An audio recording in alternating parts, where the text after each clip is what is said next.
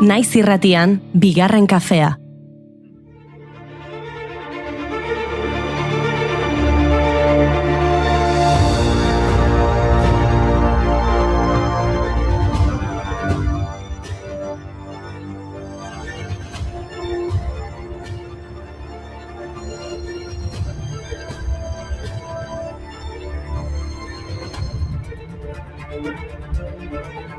Egunon guztioi eta ongi etorri bigarren kafera. Gaur bidaiatzeko gogoz etorri gara, hartu motxila eta goazen Tibetera. 1959ko martxoaren 10ean 300.000 tibetarrek Dalai Lamaren Norbulinka jauregia inguratu zuten Txinako armadak ura atxilotzea saiesteko.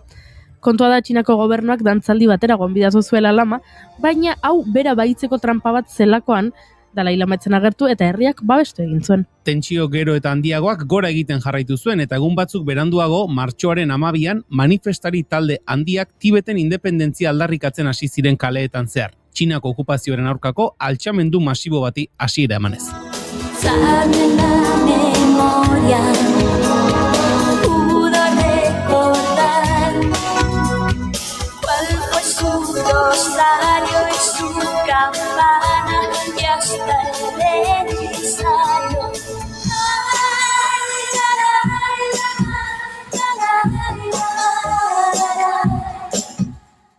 Tentsio horren ondorioz, Dalai Lamaren ebakuaziorako protokoloa aktibatu zuten, Indiako kontsulatuari babes politiko eskatuz.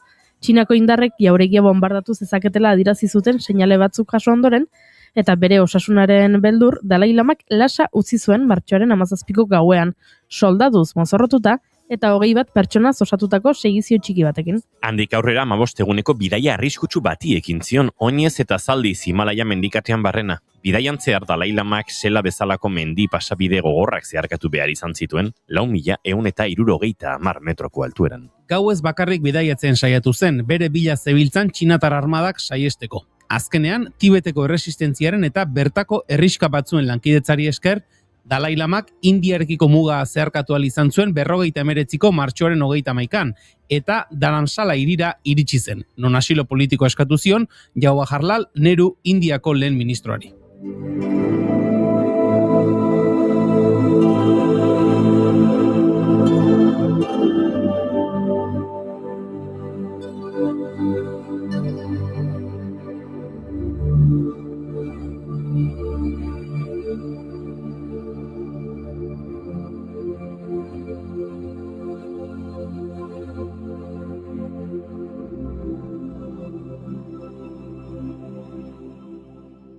Goazen Indiatik Australiara. Gaurko egunez duela 76 urte, Australiara iritsi zelako Euskal Herritik Frankok emakumez beteta bidalitako lehen hegazkina, Marta Plana deitu zioten bidaiari. Trampa bat izan zen. Marta Plana 1960 eta 63 urtearen artean egindako programa bat izan zen. Espainiako emakumeak Australiara bidaltzea etxeko zerbitzuan lan egiteko. Plana batez ere emakume ezkongabe eta katolikoentzat zen. Emigrazioaren Espainiako batzorde katolikoak sustatu baitzuen. Emakume horiei esan zitzaien Australiako familientzako etxeko zerbitzuan lan egitera joango zirela eta 2 urtera bueltatuko zirela. Baina plana bestelakoa zen. Emakume horiek Australian zeuder Espainiar gizonekin ezkontzea. Guztira 700 bat euskal emakume joan ziren. Horietako batzuk integratzeko zailtasunak izan zituzten, hala nola hizkuntzaren oztopoa eta bakardade sentsazioa.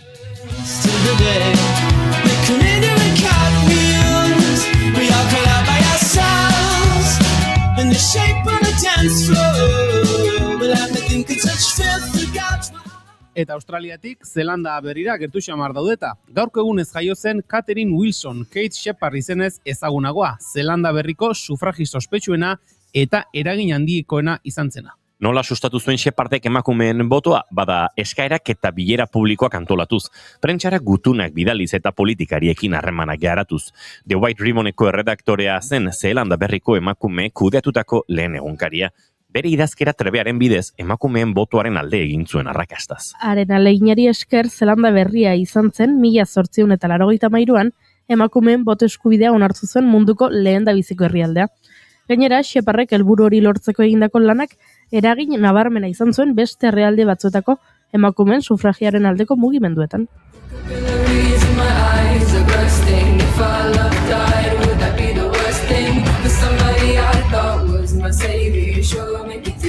a whole lot of labor. The kind of skin on my hands is cracking. If our love ends, would that be a bad thing? And the silence haunts our bed chamber. You make me do too much labor. All day, every day, therapist, mother maid, then a virgin, nurse, then a servant. Just an appendage, lift to attend him so that he never lifts a finger. 24/7 baby machine, so he can live out. Bagoazen orain Australiatik Japoniara. Gaurko egunez, 1945 bigarren mundu gerraren baitan, 324 Boeing 29 hegazkin estatu batuarrek su bombak jaurti zituzten Tokioko erdigunean Japonian hiria suntsituz. 100.000 pertsona baina gehiago hil ziren. Hiroshimako eta Nagasakiko sarraskiek baino hildako gehiago eragin zituen. Gainera, erasoak 41 kilometro karratu suntsitu zituen, hiriaren laurdenak gutxi gora bera. 1.000.000 bat japoniar baino gehiago etxerik gabe utziz. Tokio eta Japoniako beste hiriak lotzen zituzten zubiak eta bideak ere errauts bihurtu ziren. Japoniako hiriburua erabat isolatuta eta hornitu gabe geratu zen. Hala ere, tragediaren handitasuna gora bera ezer gutxi dakigu hartaz.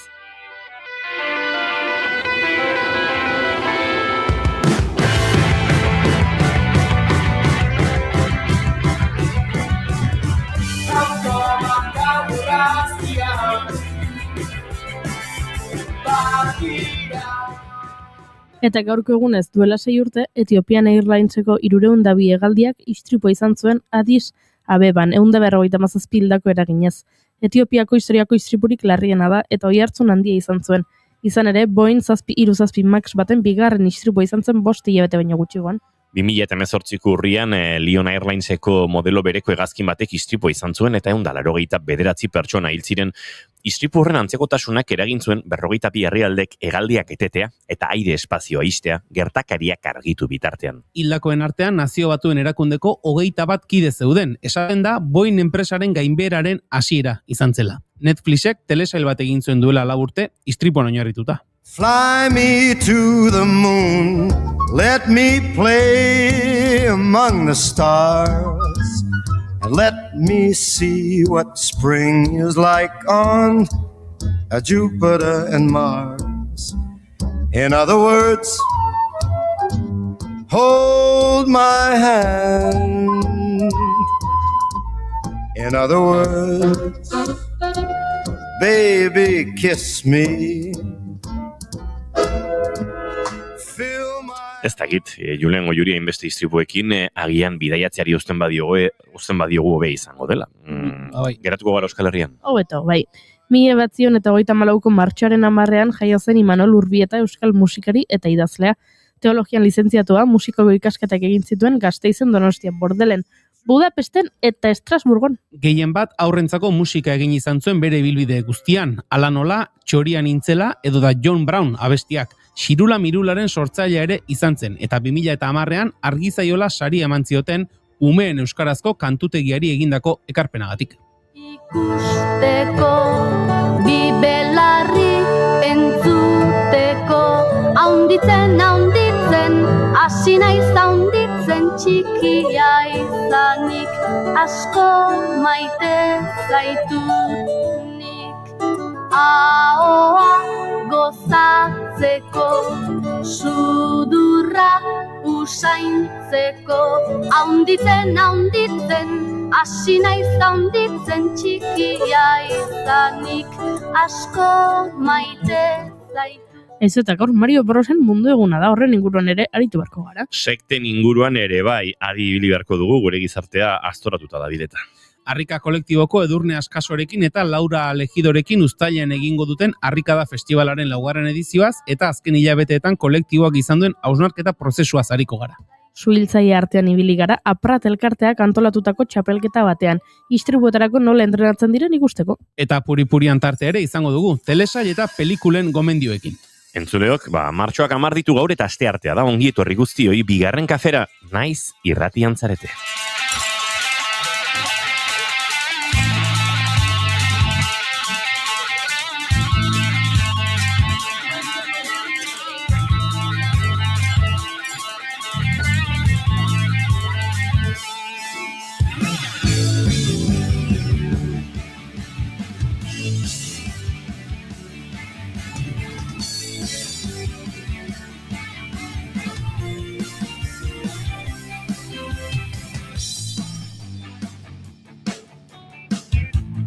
zuekin entzuleok, Julen Goikoetxea Orbegozo, egunon. Baita zuei ere. Eta zuekin Goiuri Ezeiza Arandia, egunon. Egunon. Izketan ari zeizuena, Inigo Asensio Lurbide gaur bigarren kafeak 1154 du, goizak 10:18 minutu, martxoak 10, gu 3, urrengo 2 orduetan zuekin bat egiteko asmotan. Ongi etorri bai, naiz irratian zarete, bigarren kafean.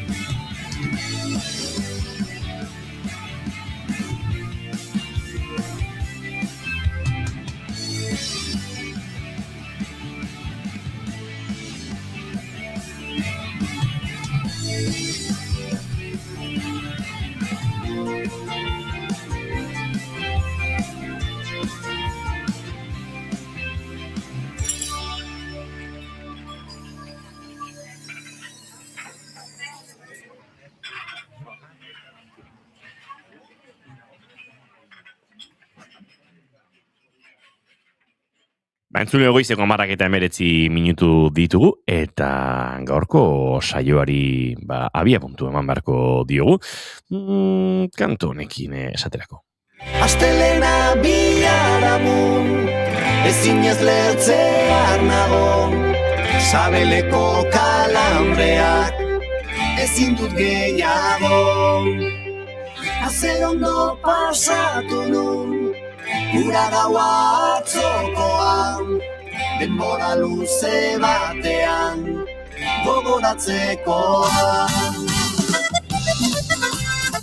Hemen gure txatean Gorka Santestebanek esan du, zorionak Asier Gozategi, eta suposatu nahi dut gaur bere urteak direla. Atzo izan nintzen Asier Gozategi, eta Gozategitarrekin, urtea antolatzen zidiltzen, urteko bilera egiturazko, estrukturala egiten, eta antxe topatu nituen, bai, Asier Gozategi, eta baita, haren talekiak.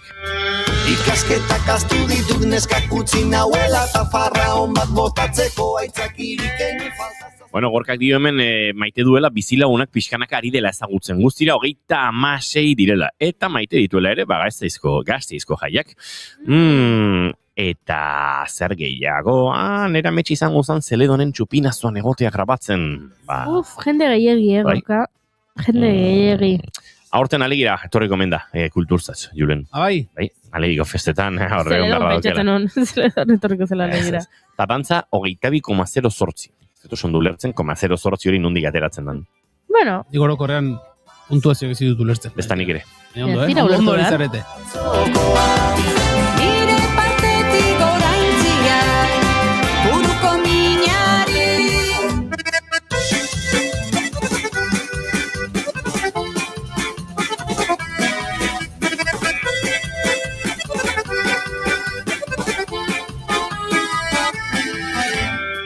Goizeko bostak ez gero, ez dute zer gogoratzen, balantzaren urratxetan zapatari gabe nintzen, eskerrak nire galtzetan etzan txamponi gelditzen. Urrengoan emango dut gizon zintzoaren planta, berandu baino lehenago egin beharko dutan urrengoan izango da honek bueltarik ez dauka. Maite duten tarteari heldu behar diogu, eta Julen Goikoetxea Orbegozo zuri dagokizu, kamiseta berri eta guzti maite dutari heltzea. Begira, nek maite dutez bat daukat, eta da norbaitek agurtzen zaituenean, berak zu ezagutzen zaituela bezala eginez, eta zuk berari buruz arrastorik ez daukazunean, geratzen zaizun gorputzaldi eskaxori. Hola, festa batean, topo egiten duzu eta Julen, aspaldiko. Festa batean izan gabe, hori ere gertatzen da, baina azken kasua gertatu zaidana izan da taberna batean, eta inguruan 2 pertsona zeuden, bat ezagutzen nuen, eta bestea ez. Eta haiek altxa ziren, eta pasioa zen, eta justu ezagutzen ez nuenak, Julen, ez dakizer, eta Ni horrelakoetan gainera, ikaragarria izaten da, zuetzara konturatzen ez duzulako ikusten, baina geratzen zaizun tontorpegia izaten da ikaragarria. Eta nian, ondokoari begiratzen nion esan ez bezala, bere ondoan zegoenari begiekin egiten nor dau, eta berari isilik, eta bai, ni ez dakizein, eta ezagutzen zaitut, eta esan nion, oso ondo. Nion, esan nik zuet zaitut ezagutzen, pixka violentoa iruditu zitzaidan unean bertan, baina ez dut maite, momentu horretan geratzen zaizun sentsazio hori, ze askotan bada ez dakit, inseguridade, baina ez dakizu, pertsona hori nik argi neukan, ez nuela, pertsona horrekin ez naizela, ez dakit, gertadelitek ez parranda batean pertsona batekin egoten zara, eta gero urrengo gunean, ez zara gogoratzen pertsona horrekin egontzarenik, eta gero urrengo batean bera kaso egiten dizu, eta ez dakizu pertsona horrekin egontzarenik ere, ez da kasua. Ni pertsona hau ez dut ezagutzen, ez dudalako ezagutzen, ez du nuen atzor arte, ez nuen berririk. Eta berak bazuen nire berri, eta geratu nintzen horrela pixkat. Enuke nahi insensible izan zure sentimendu bekin, Julen. Lasai, baina poste naiz, zuri ere gertatzen bazaizu, ze nire gertatzen zaizkit horrelakoak, eta... Gero jakin du norden, Bai. Baina nik ez nuen ez. Horregatik diot ziurtasunez nik pertsona hori ez nuela ezagutzen. Baina berak zu bai. Berak ni bai. Gure herrikoa delako, baina urteak asko daramatzalako herritik kanpo bizitzen, eta nik ez nuen ezagutzen. Berak ni bai ezagutu ninduen. Akaso bere ondoan zegoenak esan ziolako, ni ere bere herri berdinekoa nintzela. Hori izaten da, ez? Bai, naiz zera zure lagun honen Andre Gaiaren lengusuaren bizilaguna. Eta badago jende klase bat esaten duena. Bai, badakin hortzaren. Ez da nire kasua. Nik horrelakoetan ere. Hola pixkateta. Ondo, tamen txe, no? Igual diarra gaur da, pixkat. Holakoak, ez daizu gertatzen goiuri. Ez, baina ikusi dozu zer gertatu den. Julenek maite dut eza ekarri duela. Hainbeste kexatzen da bera maite dut ezak eta... Ez naztu bastarrak orain, Nik, akaso, 2026ko lehen da biziko maite dut ezak ekarri. Ziurrenik. Eta orain badokat komodimak gordeta, gustatzen itzaizuna, eta aterako dute ikasturte amaitu horretik. Dona, pegian ez triotoren komodina. Ura bera. Entzuleok, maite dut entartearekin jarraitu behar dugu, eta nik kantu hau benuen, hau nahi nuen. Epa.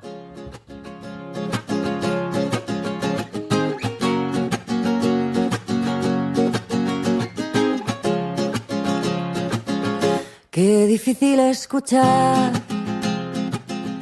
Maria Molategiren proiektu berria, badakizue Matildarekin eta Suanekin, eta beste bat proiektutan egonda gero, bakarkako atera duela gutxi aurkeztu zuen bere lan berri hau Tabakalerako Kutxa Kluba aretoan, banda osoarekin, antxe Adrian Alberto eta Dani Benegas eta Antxon Sarasua, izan zituen bide lagun, eta Antxon Sarasuarekin batera. Datorren astean gure laborategian izango da entrevista akustikoan. Bide batez, bihar esan ezin. Ez da aipatu. Esan ezin eta esan ezin tarrak. Esan ezin eta esan ezin tarrak, bai. Zina zure maite dutago, Juri? Nik aipatu nuen atzo aste honetan nire egunero maite duta emakume bati eskiniko niola. Eta atzo aitu ginen futbolaz, eta gaur eskini nahi diot maite duta Susana Pastor izeneko aktore bati. Ze, pentsatzen dut, jakingo duzuela, ze azken egunetan bolo-bolo ibili da, Madriden, Collado Villalban, zer gertatu den. Susana Pastor izeneko aktorea, Valentziarra, bera ari zen, bakarrizketa bat egiten, Collado Villalbako udaletxeak antolatutako bakarrizketa batean, emanaldi batean, eta bera ari zenan hizketan, bere bakarrizketa egiten, Ser Mujer izenekoa, eta han non agertzen den, bakarrizketaren erdian, emakumearen saieko zinegotzia. Eta igotzen da oholtzara, Noelia Rosario Díaz Baka, Alderdi Popularreko zinegotzia, eta esaten du eten egin behar duela obra. Iruditzen zaiola egon diren errespetu faltak ez direla onargarriak, publikoan egon daitekela jendea iraituta sentitzen dena, eta asko sentitzen duela pertsona hoiengatik, eta eten egin behar duela emanaldia. Gainera, emanaldiaren, hau da, erdian, Erdian, aktorea holtzan dagoen bitartean, bere lana egiten, ustez, bere saiak, zinegotzi honek eramatuen duen saiak antolatutako ekitaldi batean, ze martxoaren 8 bueltan ekitaldi asko antolatzen dira, eta hau zen horietako bat, eta han non igotzen den etetera. Bueno, iruditu zitzaidan batetik errespetu falta bat Susana Pastorentzat noski, dela Antxe Boltzan zegoen aktorearentzat. Susanaz gain baita errespetu falta bat Xana Teatre konpainiarentzat, ze hau Valentziatik zetorren konpainia batek antolatutako edo osatutako emanaldi bada. Errespetu falta bat iruditu zitzaidan antzegoen publikoarentzat, ze publikoa joan zen ikustera bakarrizketa hori. Eta orokorrean errespetu falta bat baita ere, Alderdi Popularrak hainbeste defendatzen duen askatasunaren zatez, hain beraiek dira askatasunaren defendatzaileak eta antxenon emanaldi baten erdian igo behartzaren holtzara esatera eten egin behar duzula. Bueno, izugarri iruditzen zait, ez nau harritzen dimisioa aurkeztu izana, ez dimisioa aurkeztu duen edo behartu egin duten dimititzeran, ikuste dute askoz aukera zuzenagoa izango dela bigarrena eta egiazkoagoa, baina dimisioa eman du behintzate emakume honek eta iruditzen zait, oso gaizki pasako zuela ziurrenik Susana Pastorrek, eta orduan berari eskaini nahi nion maite duta, baina ekarri nahi nuen kontu hau zuenera, ze aritu naiz irakurtzen, zer ote zuen bakarrizketa horrek ez, hautsak arrotzeko, eta zinegotzi honi hain gaizki iruditzeko, eta, antza denez, obra honetan kontatzen da Pilarren historia. Pilarrek, ez dakit 30 urte egin dituen, edo 40 urte egin dituen, orain ez nago ziur. Kontua da, helduaroari buruzko galdera batzuk dituela, orain urte betetzea ospatu ostean, ea ideia ona den seme alabak izatea, ea ezkontza eta ezkontza bera instituzioa bezala, ea trampa baten ala ez, zure bikotekidaren maniek aldatu dezakete zure bizitza, bai ala ez, harreman egonkor batean, sexua egonkor bilakatzen da, ala ez, hausnarketa horien bitartez, bakarrizketak estereotipok zalantzan jartzera eta emakumeen eguneroko bizitzako erronkak eta kontraesanak ironiaz aztertzera gonbidatu nahi gaituzte Xana Teatre konpainiakoek. Iruditu zait horrela irakurrita behintzat, oso light. Irakurri dut baita ere, ez dakitzen bat emanaldi egin dituztela da arazori gabe, beste hainbat herrietan, eta Valentziarrez ere badaukate, Serdona, bertsioa, eta arazorik gabe egin dute, eta orain Collado Villalban arazo honekin topatu dira, eta are gehiago ekarri nahi nuen gaia ona ze iruditzen zait, hau izan daitekela adibide argi bat datorrena irudikatzeko. Ze aipatzen dugu, eskuin muturraren gorakada, badatorrela, fascismoaren gorakada, alderdi kontserbadoreek hurrengo hauteskundeak irabaziko dituztela, eta hori aipatzen ari gara pixkanaka, eta hau izan daiteke, hori gertatzen balin bada, egi bihurtzen balin bada, susmoek diotena, inkestek diotena, gertatu daiteke hauxe. Horrelako ekimenak ere, bertan bera utzi beharko direla, emakumeen eskubideen defentsari buruzko ekimenak bertan bera utziko dituztela, askatasunaren urraketa izugarriak gertatuko direla, eta beldurgarria iruditzen zait, beraz, horregatik ekarri nahi nuen gaia.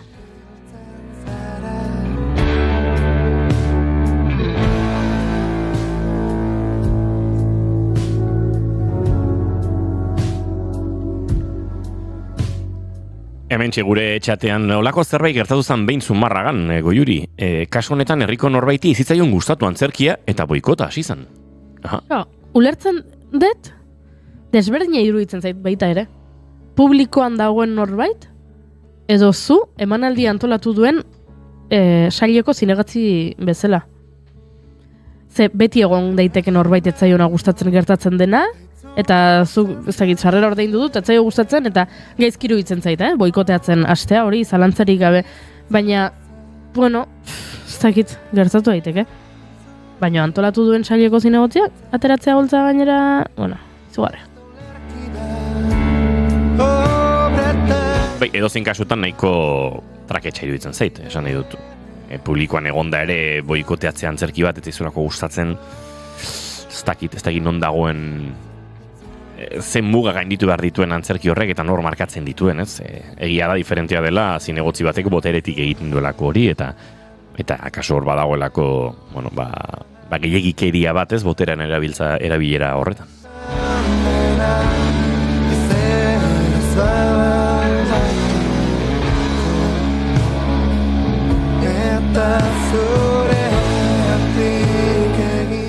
Nik bixi nire maite duta sorkuntza prozesuen mamuei. Ze normalean deuseztatu nahi izaten ditugu eta ez ditugu gustoko egi izaten sortzaileok.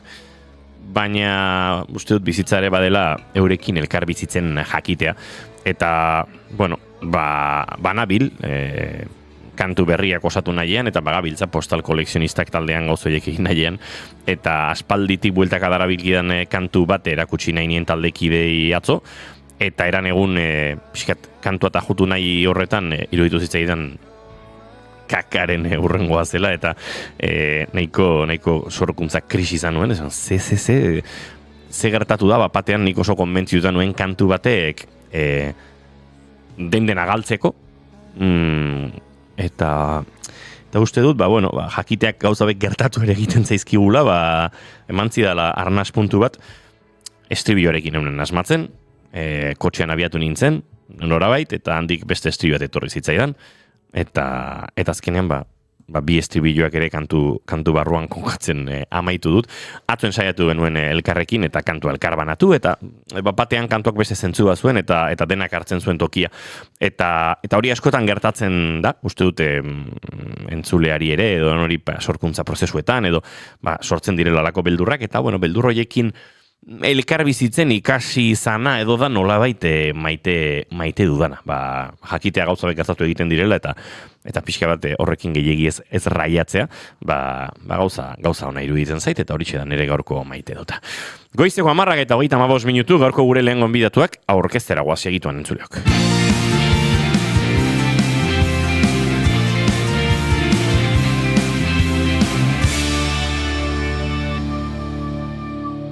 Bigarrenak ez direlako beti okerragoak, bigarren kafea. Eta aurrera egiteko honako kantu. Hau, baliatuko dugu gurean hementxe bigarren kafean entzuleok.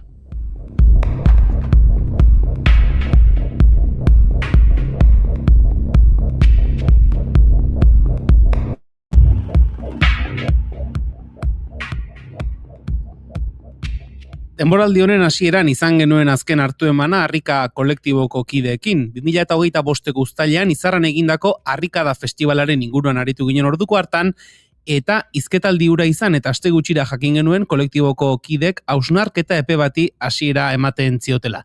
Hilabete batzuen ondoren autokritika eta hausnarketa egin ostean, lan ildo berriak lantzeko asmoz itzuli dira, eta 4. urteurrenaren bueltan dabiltzan honetan, prozesu horrek emanduenaren inguruan eta uztailean egingo den festivalaz kontatu daitekenari buruz hitz egiteko, gurera gonbidatu ditugu, Harrika kolektiboko Edurne Askaso eta Laura Legido. Edurne, Laura, egunon?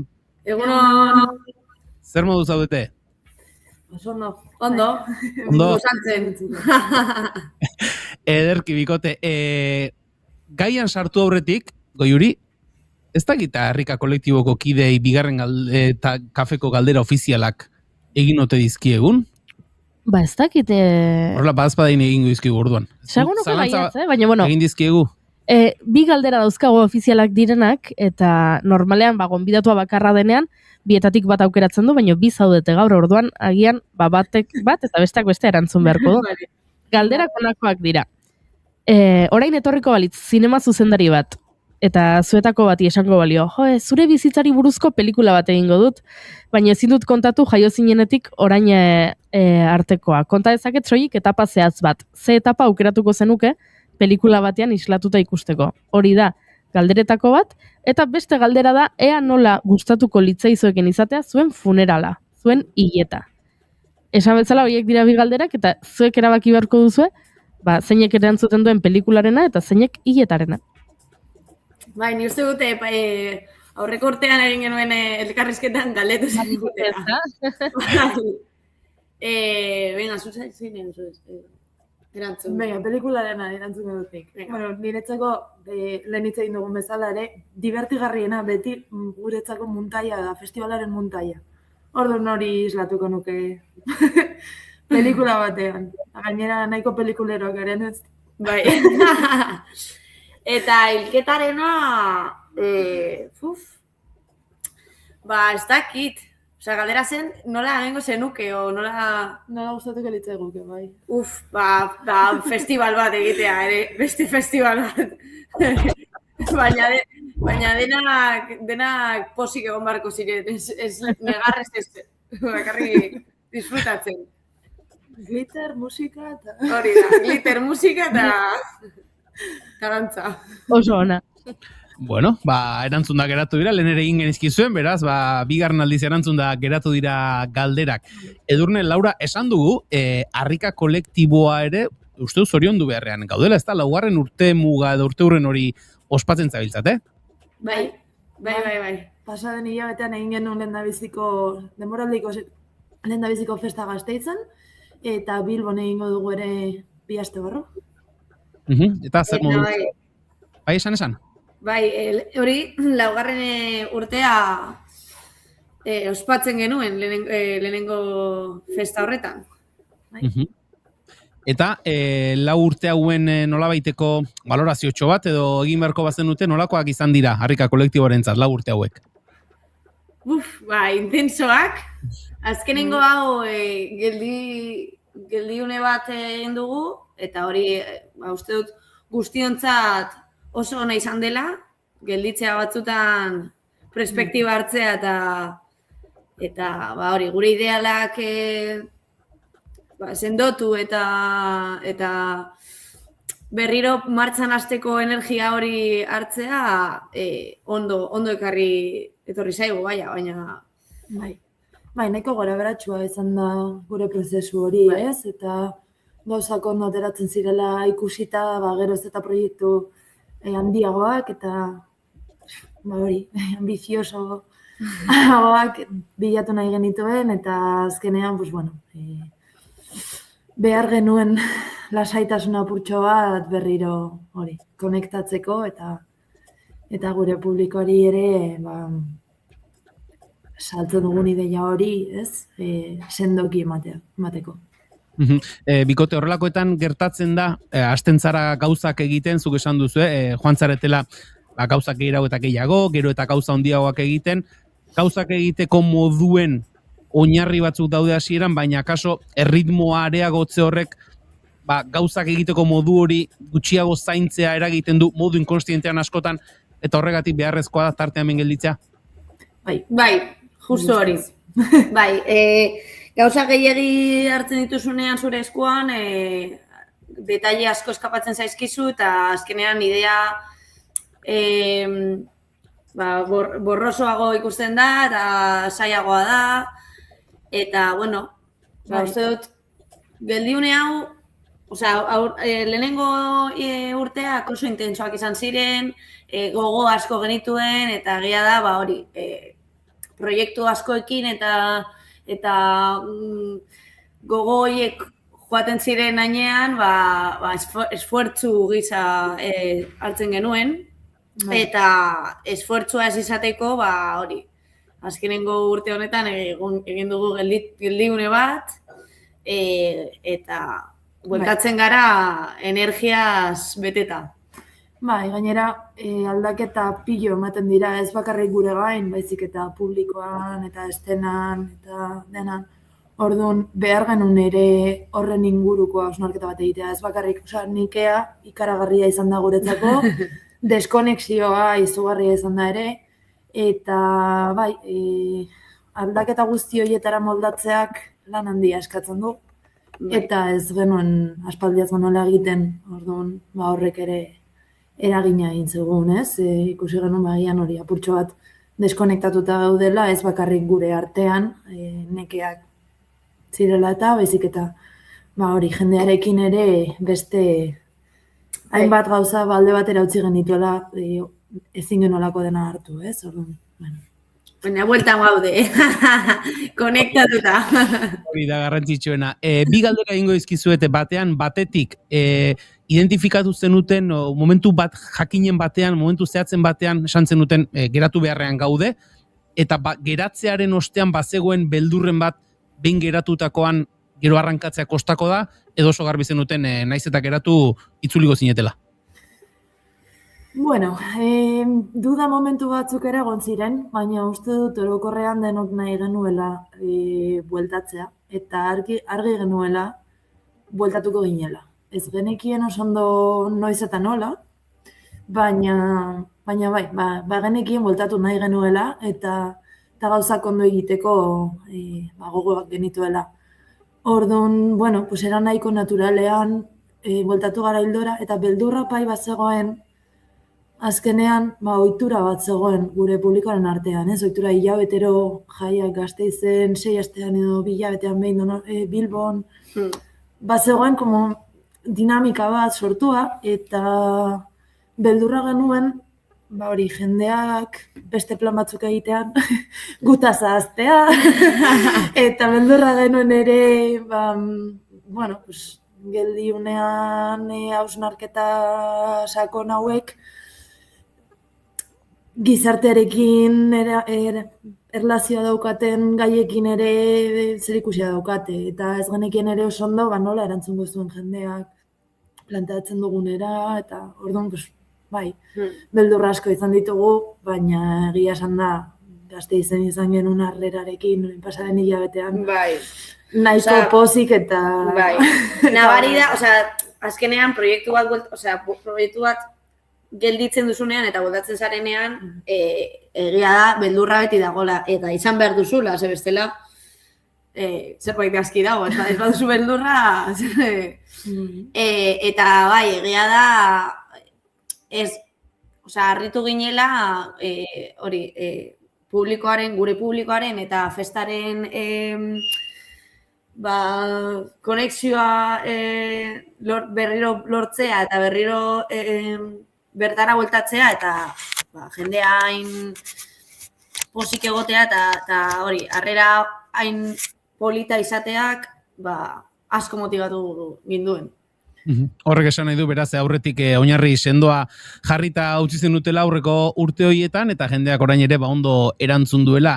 Zuek atera dituzuen bi idatzietan oinarrituta, bikote, hasieran aipatzen zenuten irailean, hausnartzeko, egitura berera ikitzeko, eta prozesu kolektiboak indartzeko, geldialdi bat zela, eta zaintza talde eragile politiko eta antolatzailea, zaintza taldea eragile politiko eta antolatzailea izatera pasa dela.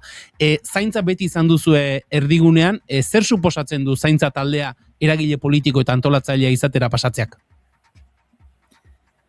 Bueno, azkenean, nik uste horretik geneukan banak eta zentzu horretan zen zaintza taldea beti zegoen presente, eta lan ikaragarria egin dugu zentzu horretan, baina festetara mugatzen genuen era batera gure ekintza, edo gure ekintzaren ardatza.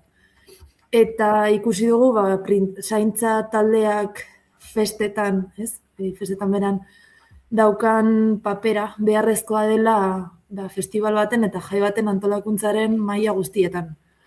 Orduan, gure interesa izan da hori, egitura funtzionatzen dituen gauzak mantentzen, baina printzipio hauek oinarri guztietan esartzen saiatu gara. Momentuz martxan goaz, eta akatxako aldin badaude, horietaz ikasi eta horrera egitera. Bueno, hori ere bada esan nahi dute funtzionatzeko modu horretan aldaketa batzuk egin izanak, gauza bada, hausnarketa prozesu horretan horrela funtzionatuko dugu esatea, eta gero, egunerokotasunak, funtzionamenduak berak erakutsiko du, benetan bide zuzen hartu duten, edo bide horretan ere, egokitzapen batzuk egin behar diren. Hori da. Horretan gaude orain, festivalaren antolakuntzarekin, eta, bueno, gaur 11etan sarrerak ateratzen dira, lehenengo sarrerak. Hori esatera nindoan, 12 minutu barru jarriko direla sarrerak salgai, urduri zaudete? Hori da. Urduri bai, ez dakigu nola... Suposatzen dugu, jendeak ondo hartuko dituela. Espero dugu, jende guztia, sarrerak hartzen. Baina bai, nahiko, ez dakit, itzikagarria da, ea nola erantzungo duen jendeak ikustea, eta... Bai, eta... Orda ez dago gure porrak ere. Bai. Bereziki ere, aldaketa hauek egin ondoren, uste dugu, suposatzen dugu funtzionatuko duela, baina, bueno, hori, ikustea funtzionatzen dena aldaketa txiki hauekin eta, motivazio asko ematen digu eta gainera, gure ondo egiten dugula ikusteak oso pozik, proiektuaren esperantza dugun hori, aurrera doala ikusteak asko motibatzen gaitu, eta oso positibo ipintzen gaitu. Uztailaren 17an, 18an eta 19an egingo da Harrikada Festivalaren 4. ekitaldea, 2018an egin zelena, ondoren, 24an eta 25an jarraian eginda, aurten esan bezala, 2026ko uztailaren 17tik 19ra, Izarran 4. ekitaldia. Askotan epatu diguzue, Izarran kasik etxean bezala sentitzen zaretela, etxean sentitzen zaretela, horrez dago zalantzarik, espazioa errepikatu egiten duzue. Bai. Hori da, bai. Gure kanpatxoa. Bai, herriarekin ere gure erlazioa indartzen ari da, eta hori, herrian izan dugun harrera itzela izan da, eta haiei bueltatzeko ere, bueltatxo bat ematen ari gara. Hori da. Bai, antolakuntzan eta herritik herrira gauzak egitea interesgarria eta beharrezkoa dela uste dugu, ez? Hiriburuetatik kultura deszentralizatzearen. Harrikada gidoitxoa festivala.com webunean dago informazio guztia, sarrerak ere bertan erosial izango dira, esan da bezala, goizeko 11etatik aurrera, bikote ez dakit, horrelakoetan gu beti kazetariak eskean aritzen gara ez, spoilerrak eta zer aurreratu daiteken, zerbait aurreratu daiteke, aurtengo ekitaldiaren inguruan, nahi duzuen erarte, esan daiteken erarte. Itzela izango dela. Itzela izango dela, ez momentuz kartela oraindik ez atera, baina nire ustez, kartel izugarria da, eta eskaintza zabala, eta oso interesgarria eta nahiko koherentea izango dela aurreratu dezakegu. Niretzako esango nuke karteliko oberera. Musika elektronikoan oinarritzen den jaialdi bada, musika zaratagoko jarduerak ere eskaintzen dira, esan nahi dut, Harrikada Festivalera joan daiteke musika elektronikoaren aintzale ezten jendea ere? Bai. Batez ere giroarengatik. Bai, uste dut musika aldetik asko zaintzen dugula festivala eta hori dela gure ardatz nagusietako bat, baina sortzen den giroa, ez? Zaintzan oinarritutako kultura hori eta hori, ikusten diren performance eta tailerrak, ekintza guzti horiek ere asko ematen diotela festivalari. Piszinako ekintzak ere, gurean zehar dauden ekintzak. Bai. Ez bazen gustatzen musika elektronikoa, etorri mesedez gustatzen azteko, porque giroarekin eta dena, bai. Gero musika elektronikoa oso zabala da. Eta agian gure lehen edizioetan programazioa nahiko zurrunagoa zen, agian, baina perspektiba purtsu bat ireki dugu ere zentzu horretan, eta musika elektronikoaren formatu eta estilo desberdinak batera jartzen eta haien arteko hildoak bilatzen saiatu gara, ez? Programazio lantaldeak lan ikaragarria egin du zentzu horretan, eta hori, agian daukagun ideia ez, musika elektronikoa ez gustatzen, musika klasikoa agian ere ez, horrela ideia moduan, baina gero banda sonora batean entzuten duguna, pilo bat gustatzen zaigu ez, orduan elektronikaren munduan ere berdina gertatzen da. gertatzen da. Bai, orduan, gian gauza batzuk ez, baina beste batzuk bai gustatzen zaizkigu, ez? Eta, bai. Orduan, spoiler handirik egin gabe, zuek esandako hitzak errepikatuko ditugu, 4 urte hauetako kartelik interesgarriena edo, iragarriko duzuela, dagokion garaian, eta esandakoa, harrikada gidoitxoa festivala.com webgunean, edo bestela, sare sozialetan dituzuen perfiletan ere, jaialdiaren inguruko informazio guztia, sarrera salmenta esan dugu, gaur goizeko 11etan, hemendik 6 minutu terdira jarriko dela martxan. Laura eta Edurne, posten gara, berriz ere zuen berri izateaz, ikusten dugu, indar berrituta itzuli zaretela, 4. urtemuga horren ospakizunetan murgilduta, uztaileko jaialdiari ere begira jarrita, esan dakoa, posten gara, berriz ere bueltan zaretelako, ea nola doan sarrera salmenta, eta kaso, ekainean edo berriz ere beste tartetxo bat egingo dugu, gauzak nola dauden. Ados. Mila esker. Venga, mila esker. Ondo izan. Berdin, agur. Edurne Askaso eta Laura Legido agurtu berri ditugu, 6 minutu eguerdiko 11etarako eta bagoaz aurrera entzuleok, hain zuzen ere, honen inguruan aritu behar dugulako. Entzun.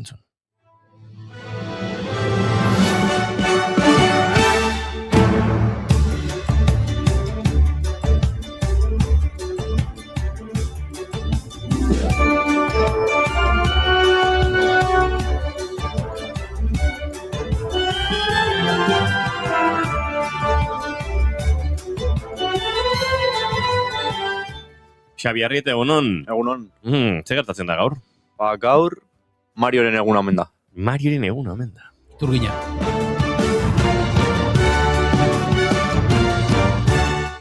Gure entzule guztiek jakengo duten norden Mario, bai, ez da? Bai, nik uste bai ez. Bai. Nahiko ezaguna da.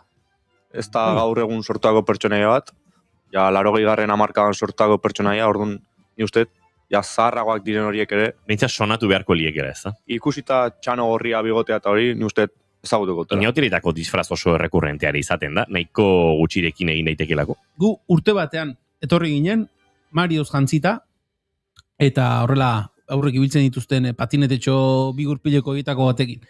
Barriako batek hartu zuen bat, horma baten aurka joan zen, patinetearekin, berandu xamartzen, eta gogoan dut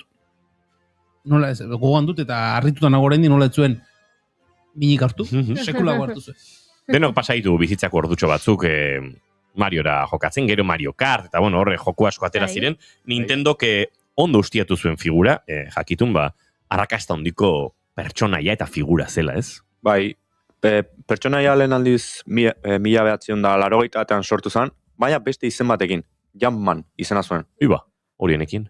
Bai, atea zuten lehenengo jokoa Donkey Kong izenekoa, eta hor, Mario pertsonaiak, gaur egun Mario den pertsonaiak hainbat nivel eta pasabar zituen, baina, esan deten bezala, Jumpman izenekin, dala salto egiten duen gizona edo pertsona. Eta, dago kuriositate bat, nola iritzian Mario izena edukitzera.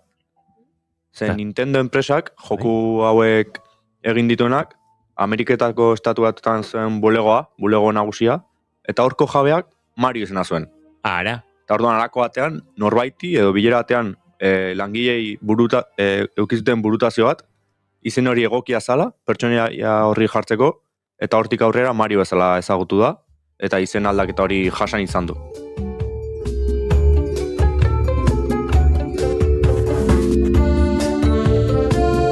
Baina jokoak pixka bat gehiago behar izan zuen. Bai, 50 urte beranduago, 85 urte horietan, ezaguna den Super Mario Bros. Jokoa kaleratu zen. Jokoa Nintendo Entertainment System kontsolako sortzan. Nintendo klasikorako, ez? Mitikorako. Lehenengo Nintendoa. Eta joko horretan Mario nivel gehiago ziren eta zailtasunak eta aurrerapenak, teknologian inguruan eta grafikak eta horren inguruan, nahiko aurreratuak ziren, nahiko hobetuak. Eta historia hasiera batetik beti berdina da. Mariok Peach, printzesa Bowser gaiztoan eskutatik salbatu behar dula. Eta hau filmetan, joko guztietan, eta gaur egun dauden joko berri hauetan bai, historia berdina. Sinopsia konstantea da. Bai, hortik ez taldatu.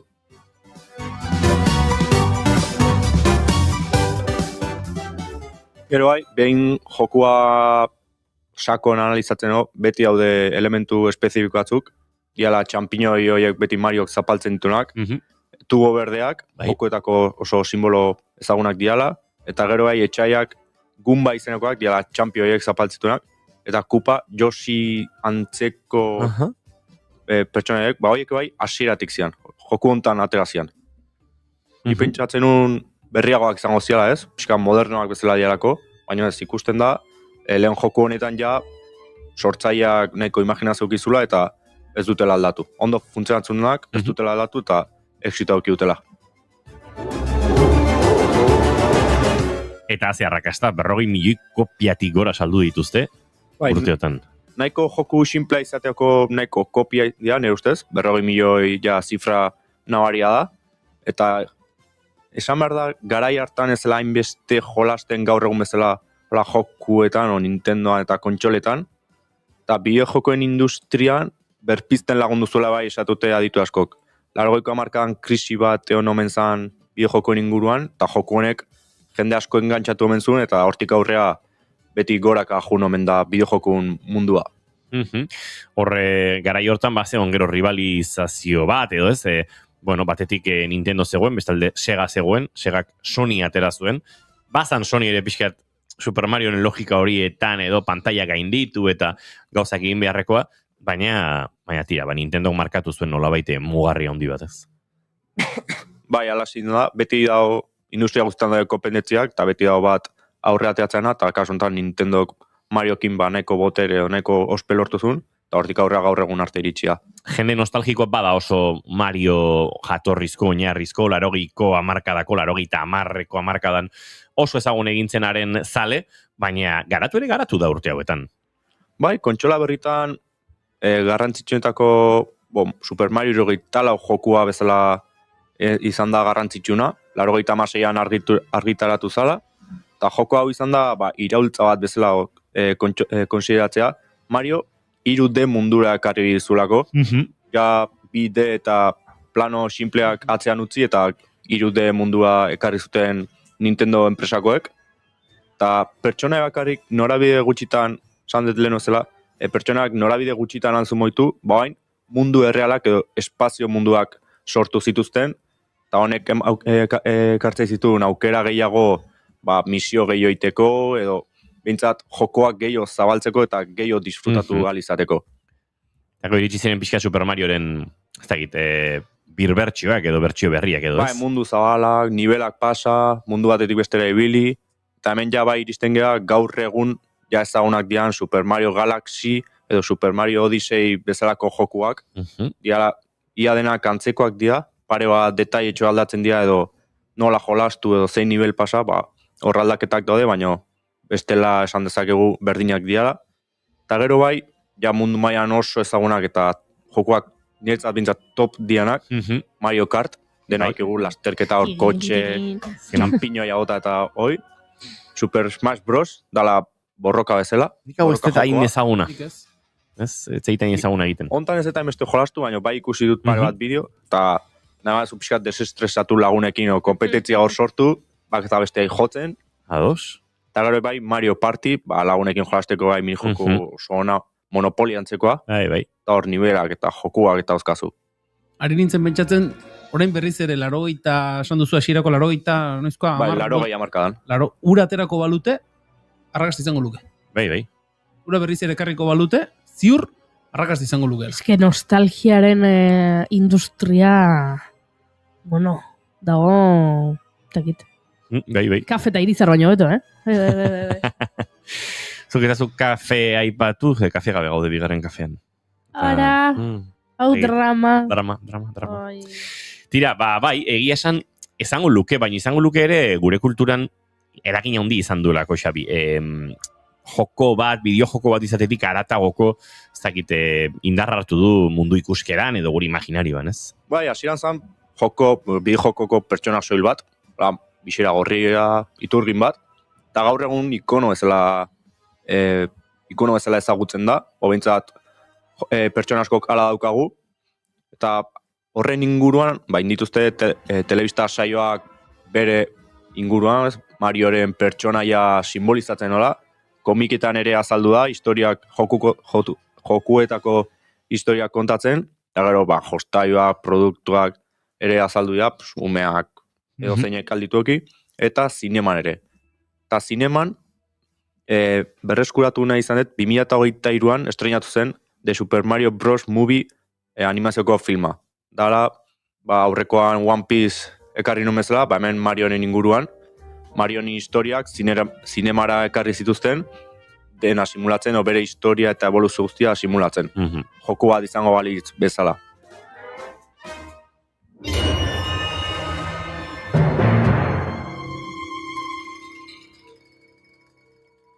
Tamen, pertsona pakean utziko dugu, eta jungo geha esaldi batekin dela, 40 urte baino gehiago igar ondoren, Marioko handik bere fama hor daukala, munduko pertsonaik ezaguna dela, eta nire ustez, ni pentsatzen bintzat, ala segitzeko urrengo 40 urtetan, aurra handik segitzen.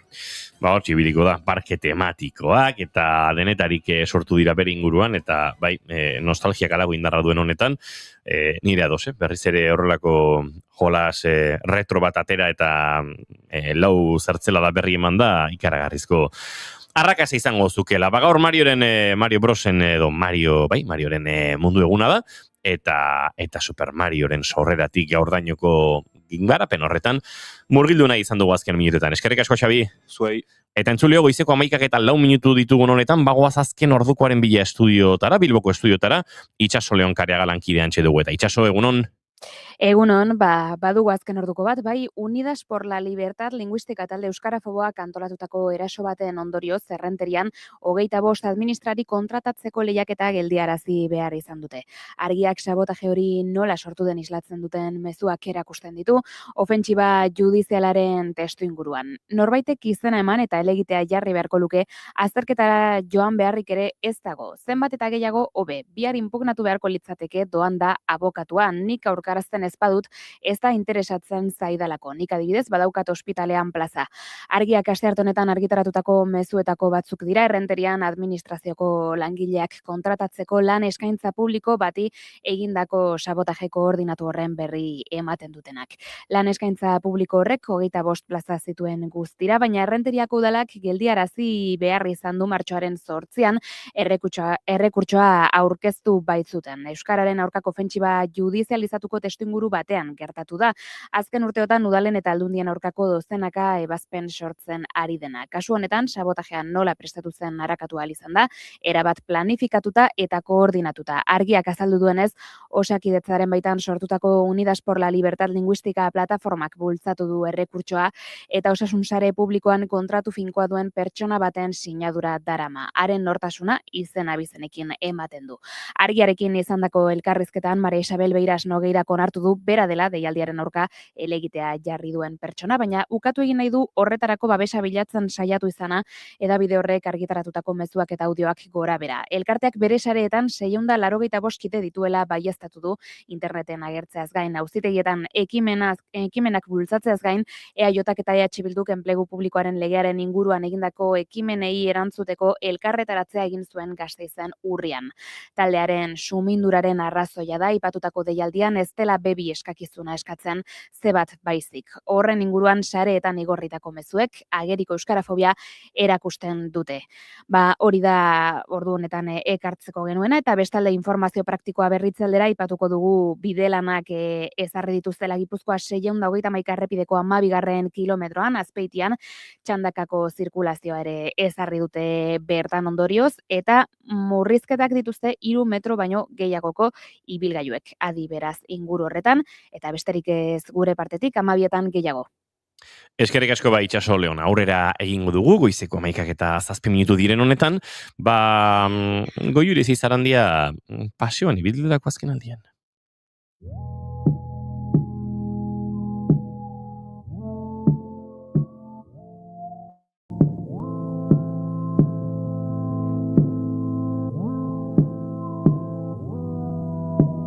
Entzuten albanitu zure irriak, zure azken hitzak. zure azken hitzak arnasten albanitu zure usainak zure jantzienak. Asteburu honetan, umez bete dira Suhiltzaile parkeak. Kontua da, martxoaren 8 San Juan de Diosen eguna, suhiltzaileen zaindariaren eguna dela. Eta hori ospatzeko ate irekiak egiten dituztela parkeetan. Aurrentzako eta helduentzako divulgazio eta prebentzio tailerrak antolatzen dituzte eta era berean lanbidea zertxobait gehiago ezagutzeko hainbat maniobra egiten dituzte.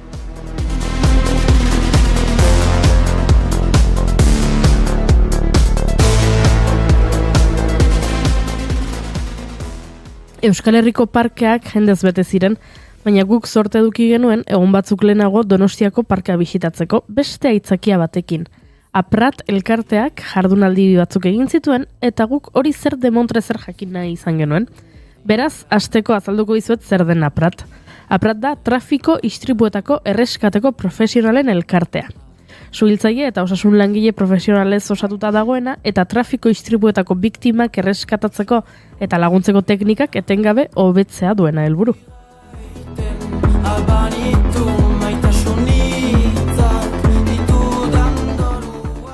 Elkarte honek txapelketak antolatzen ditu Suhiltzaile parkeetan eta horietan istripuak antolatzen dituzte gezurretazkoak noski.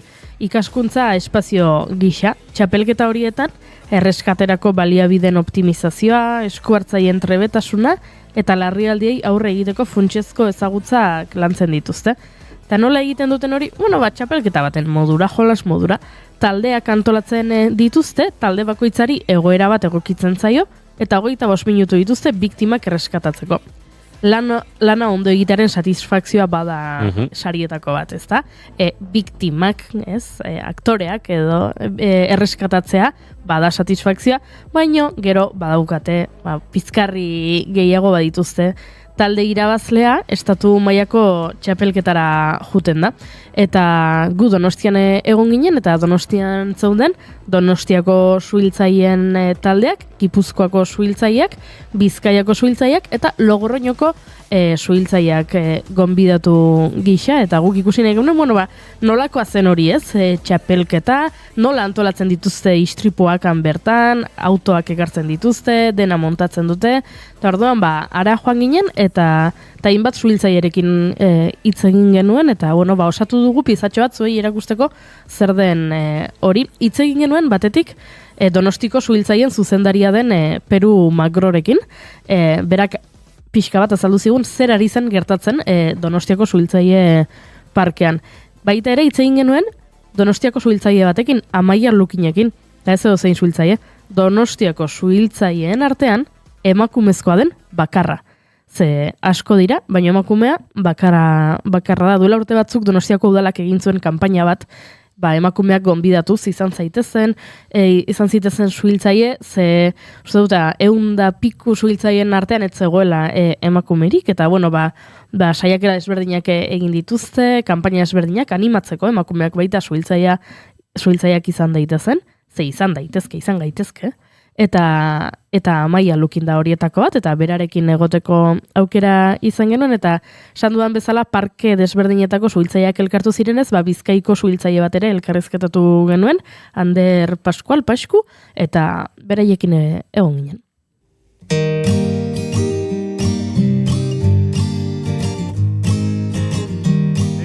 Gaur dakagu hemen txapelketa, barne txapelketa, Euskadi mailan eta ere Logroño etorri da, trafiko erreskate lantzeko suhiltzaileen zerbitzutan. Aurten etorri dira Donostiko zerbitzutik 2 talde, Bizkaiko Forualdutik 3 talde eta Gipuzkoatik beste 2. Eta ere pixkat nobedadia izan da, Logroño ere etorri dela, animatu dela hona etortzea. Eta da pixkat bakoitzak bere teknikekin, epaiak daude eta puntuazio batekin, irabazleak jungo dira Madrileko estatu mailako txapelketara. Asko nabaritzen dira desberdintasunak, Bizkaikoek modu batera egiten dituztela, Logroñokoek beste modu batera. Normalean estatu mailan Apratek, epaitegi hauek gorrizko monadakatenak, dakate prozedura batzuk estatu mailan zerbitzua jarraitzen ditugunak, baina egia da, zerbitzua bakoitzak bere teknika edo ezberdintasuna daskatela. Eta barne txapelketa hauetan ikusi daitezke lanek egiteko era ezberdin horiek. Honek ere, horrelako topaketek balioko dute zuen artean harremanak egiteko eta gehiago elkar ezagutzeko eta horrela, ezta? Bai, helburua ez da irabaztea edo Madrileko txapelketara jutea, baizik eta zerbitzuetan, suhiltzainen artean teknika hauek eta lan hauek bermatzea pizkat, eta zerbitzu arteko jakinduri hori guztion artean banatzea. Perfecto, eskerrik asko. Prozesua da talde elkartzen gera, sartzen digute, lehengo, begiratzen dugu herramienta guztia ze herramienta den, ze herramienta dagoen, probatze ditugu gauzak, sanitarioak prestatzen ditugu botikinak eta dena, uzten dugu dena ondo begiratuta eta hortikan juten gera gela batera. Gela horretan talde osoa gaude barruan, eta bertan egon behar gehiago 30 minutu, orduan gaudean zain, hitz egiten pixka bat nola nahi genuken lan egin, lasaitzen gure artean, prestatzen ditugu hor ditugu eskularruak, maskarillak eta hori dena, prestatzen gara dena, eta deitzen digutenean, taldea ateratzen gara osorik, eta ja dugu gure eszenarioa montatuta, eta lanean hasten gera, hori da pixka bat prozesua. Gu gaudenean konfinatuta, ez dakagu daturik, badakigu egongo direla 2 biktima, baina ez dakagu datu gehiagorik. Ez dakigu zein den nola egongo diren kotxeak, nola egongo diren biktimak, ez dakagu ezer gehiagorik. Biktimak dira epaien taldeko kideak edo aprateko kideak dira, presio asko sentitzen da? Azkenean biktimak batzutan ere gainera dira enfermeroak eta horrela, orduan, presioa sentitzen da, noski. Azkenean gauzak ondo egin nahi dituzu, bakizu beraiek asko kontrolatzen dutela, badakizu zure atzetik gainera pare bat pertsona dituzula zuri baloratzen, orduan, presioa hor dago, bai. Mar da hori gestionatu. 25 minutu dira, 25 minutu pasatzen direnean txistua jotzen dute eta amaitu egin behar da. Zer da garrantzitsua, azkar egitea edo ondo egitea? Igual bi gauzak batera. Mar da lana alik eta hoberen eta ordenatua, horrela ikusi behar da prozesu bat garbia eta ordenatua. Baina, karo, denbora badakazu. Orduan inbar duzu prozesu hori, alik eta ordenatuen, baina alik eta azkarren ere bai. Orduan prioridadean uste dela lana ondo egitea, baina ezin duzu alde batera utzi denbora. Orduan bilatu behar duzu oreka hori. Bukatzen dezuenean, briefing bat egoten da, eta hor azaltzen dizuete, ze gauzak egin dituzuen ondo, gaizki, edo beste modu batera egin daitezkeen gauzak. Bai, azkenean gu barrutik, sartzen gera guk ikusten dugun horretan, eta kanpotik, eta gainera jendea dakala ikaragarrizko esperientzia urte asko egon dela hor, beste ikuspegi badaka. Eta orduan debriefing horretan, baloratzen dute zer egin duzun ondo, zer egin duzun gaizki, eta mai gainean jartzen dituzte zenbait aukera, zuko betu alizateko. Bai. Eta gero, benetako salida bat daukazutenean, interbentzio bat daukazutenean, hori behintzat hor geratu da, gomendio horiek hor dituzue.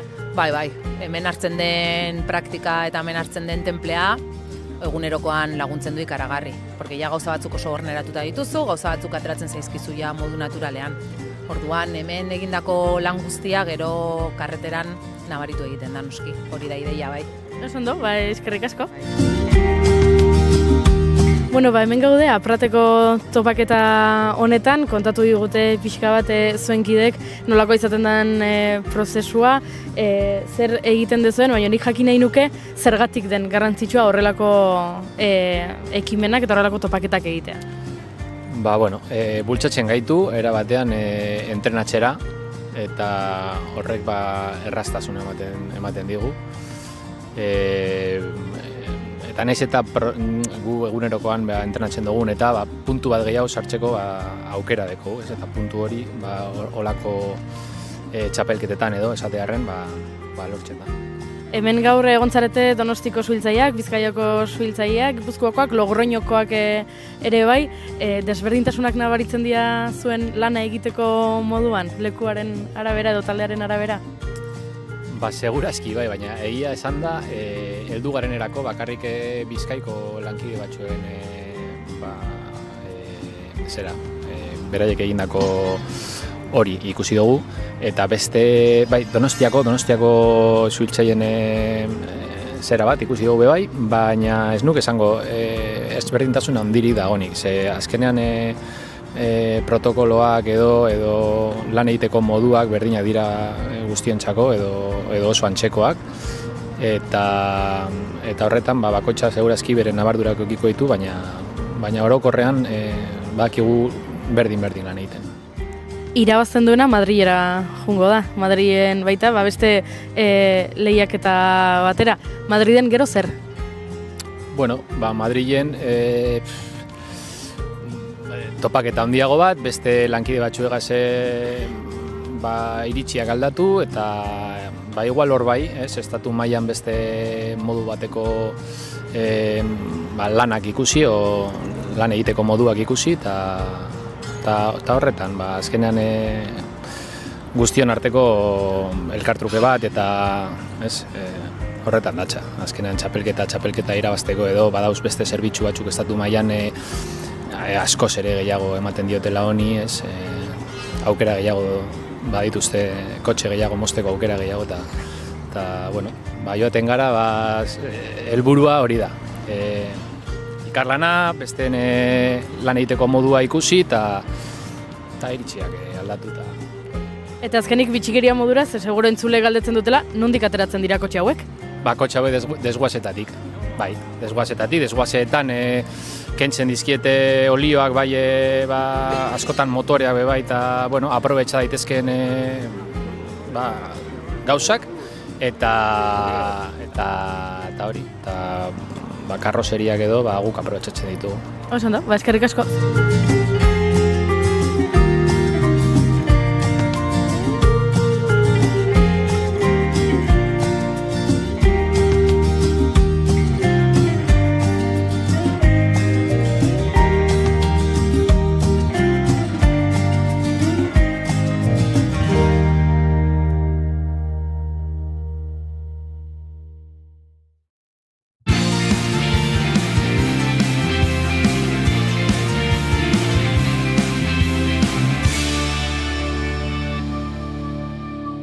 Bigarrenak ez direlako beti okerragoak, bigarren kafea.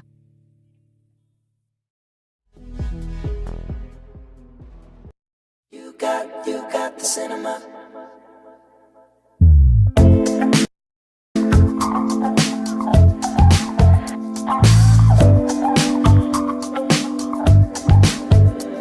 It's you, and I'm not getting over it.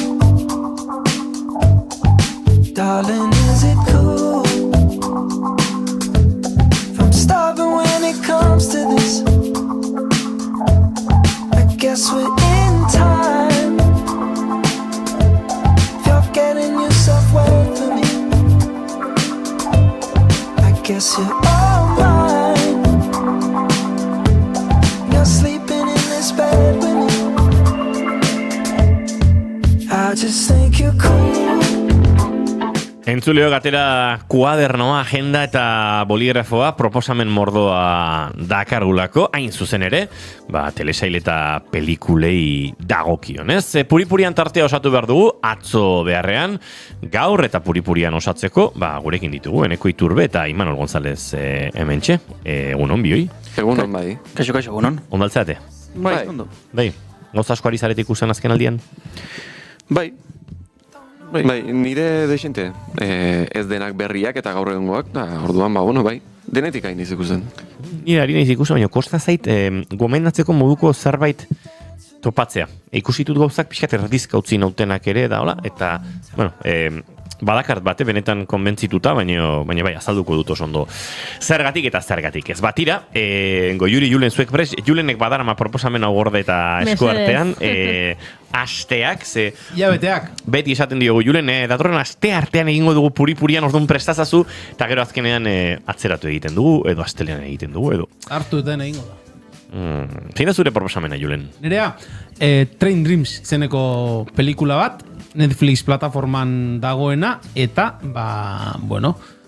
orain Leicester dira, ez da noiz dira, Oscar Saria, asteburu honetan dira? Asteburu honetan, bai. Ikusten duzu zenbateraino jarrita nagoen gaian, ez da? 4 izendapen ditu, gidoi egokiturik onenarena, argazki onenarena, jatorrizko musika honenarena, eta pelikula honenaren izendapenak ditu, Train Dreams izeneko pelikula honek, Clint Benlik zuzendu du, 2025ko ekoizpena da, eta Train Dreams izen bera duen 2011ko eleberri batean dago oinarritua. Imanol, zu ikusi duzu, ezta? Bai. Lagundu inberko idazu, Nik esplikazio txiki bat emango dut, eta hortik aurrerakoak zure eskuz zuzara gaian aditua.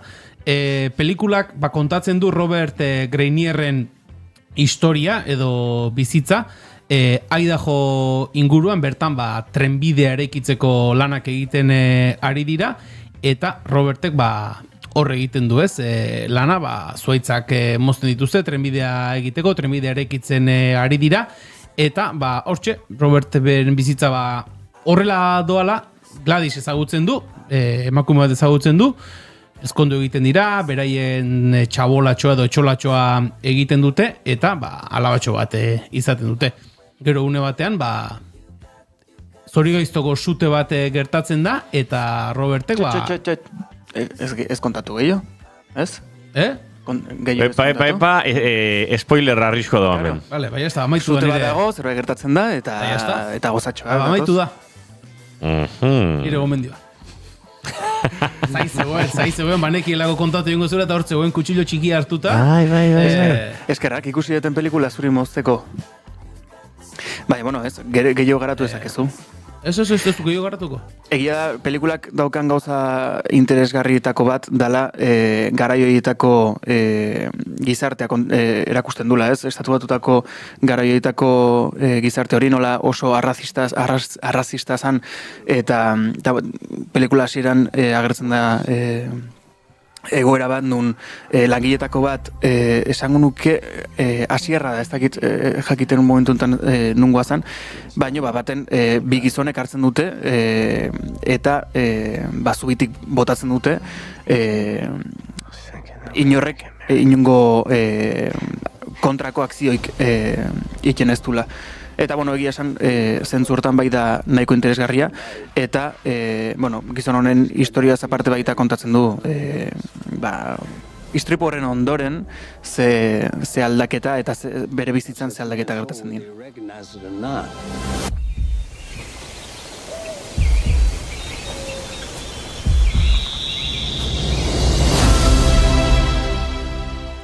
Ikararazko itxura doka pelikulanek, ez da?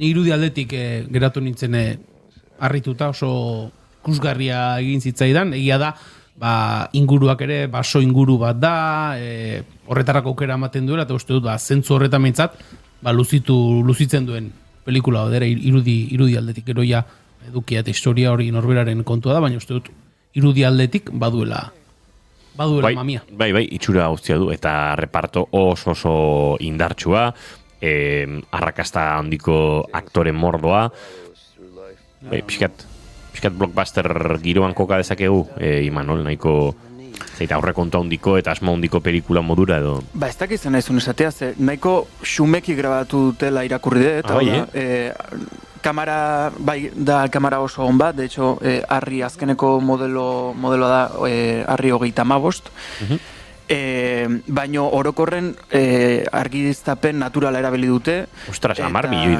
Bai. Hori diru gutxi da. Bai, eta kontu neukita epokako histori bat dala, tren asko agertzen diela, orokorren nahiko pelikula merkea, kakotxeta harten, da. Bai, gure euskal produkzionenak 4-5 milioi euroren bueltan dabiltza gaur egun, esan edo. Eta aktore ezagunak dira, ez dakitzen bat korratuko zuten, baina egia da orokorren, nabaritzen dala nahiko, entre comillas, kakotxarten, austeroa dala pelikula, visualki, baina egia da... Tekin oso natera diotela. Eta gauza gehienak, sekuentza gehienak kanpon gertatzen dira, orduan ez dure ez da hor bere biziko argiztapen bat behar. Eta nik uste torba baita egiten dula pixkat edertasun hori topatzea. Bai, azken baten argazki batzu dira, eta argazki baita atera itzazkezu argiztapen artifiziali gabe. Pelikula interesgarria, Train Dreams, esan da bezala, Netflixen ikusgai dagoena. Oiuri Zizarandia, zure proposamena botako duzu? Vale, noski. Nick Young Sherlock gaztea izeneko telesail bat ekarri dut. Ez asmatu zeri buruzkoa den. Sherlock Holmes. Oso ondo. Epa. Baina Sherlock Holmes, baina noiz. Gaztetan. Eneko, ikusi daukazu, bai. Neri trailerra saldu zai baita. Those days are surely behind me. I'm in Oxford now. You have to promise me something. Gustavo zait, jolasa bukatu dela oso azkarre.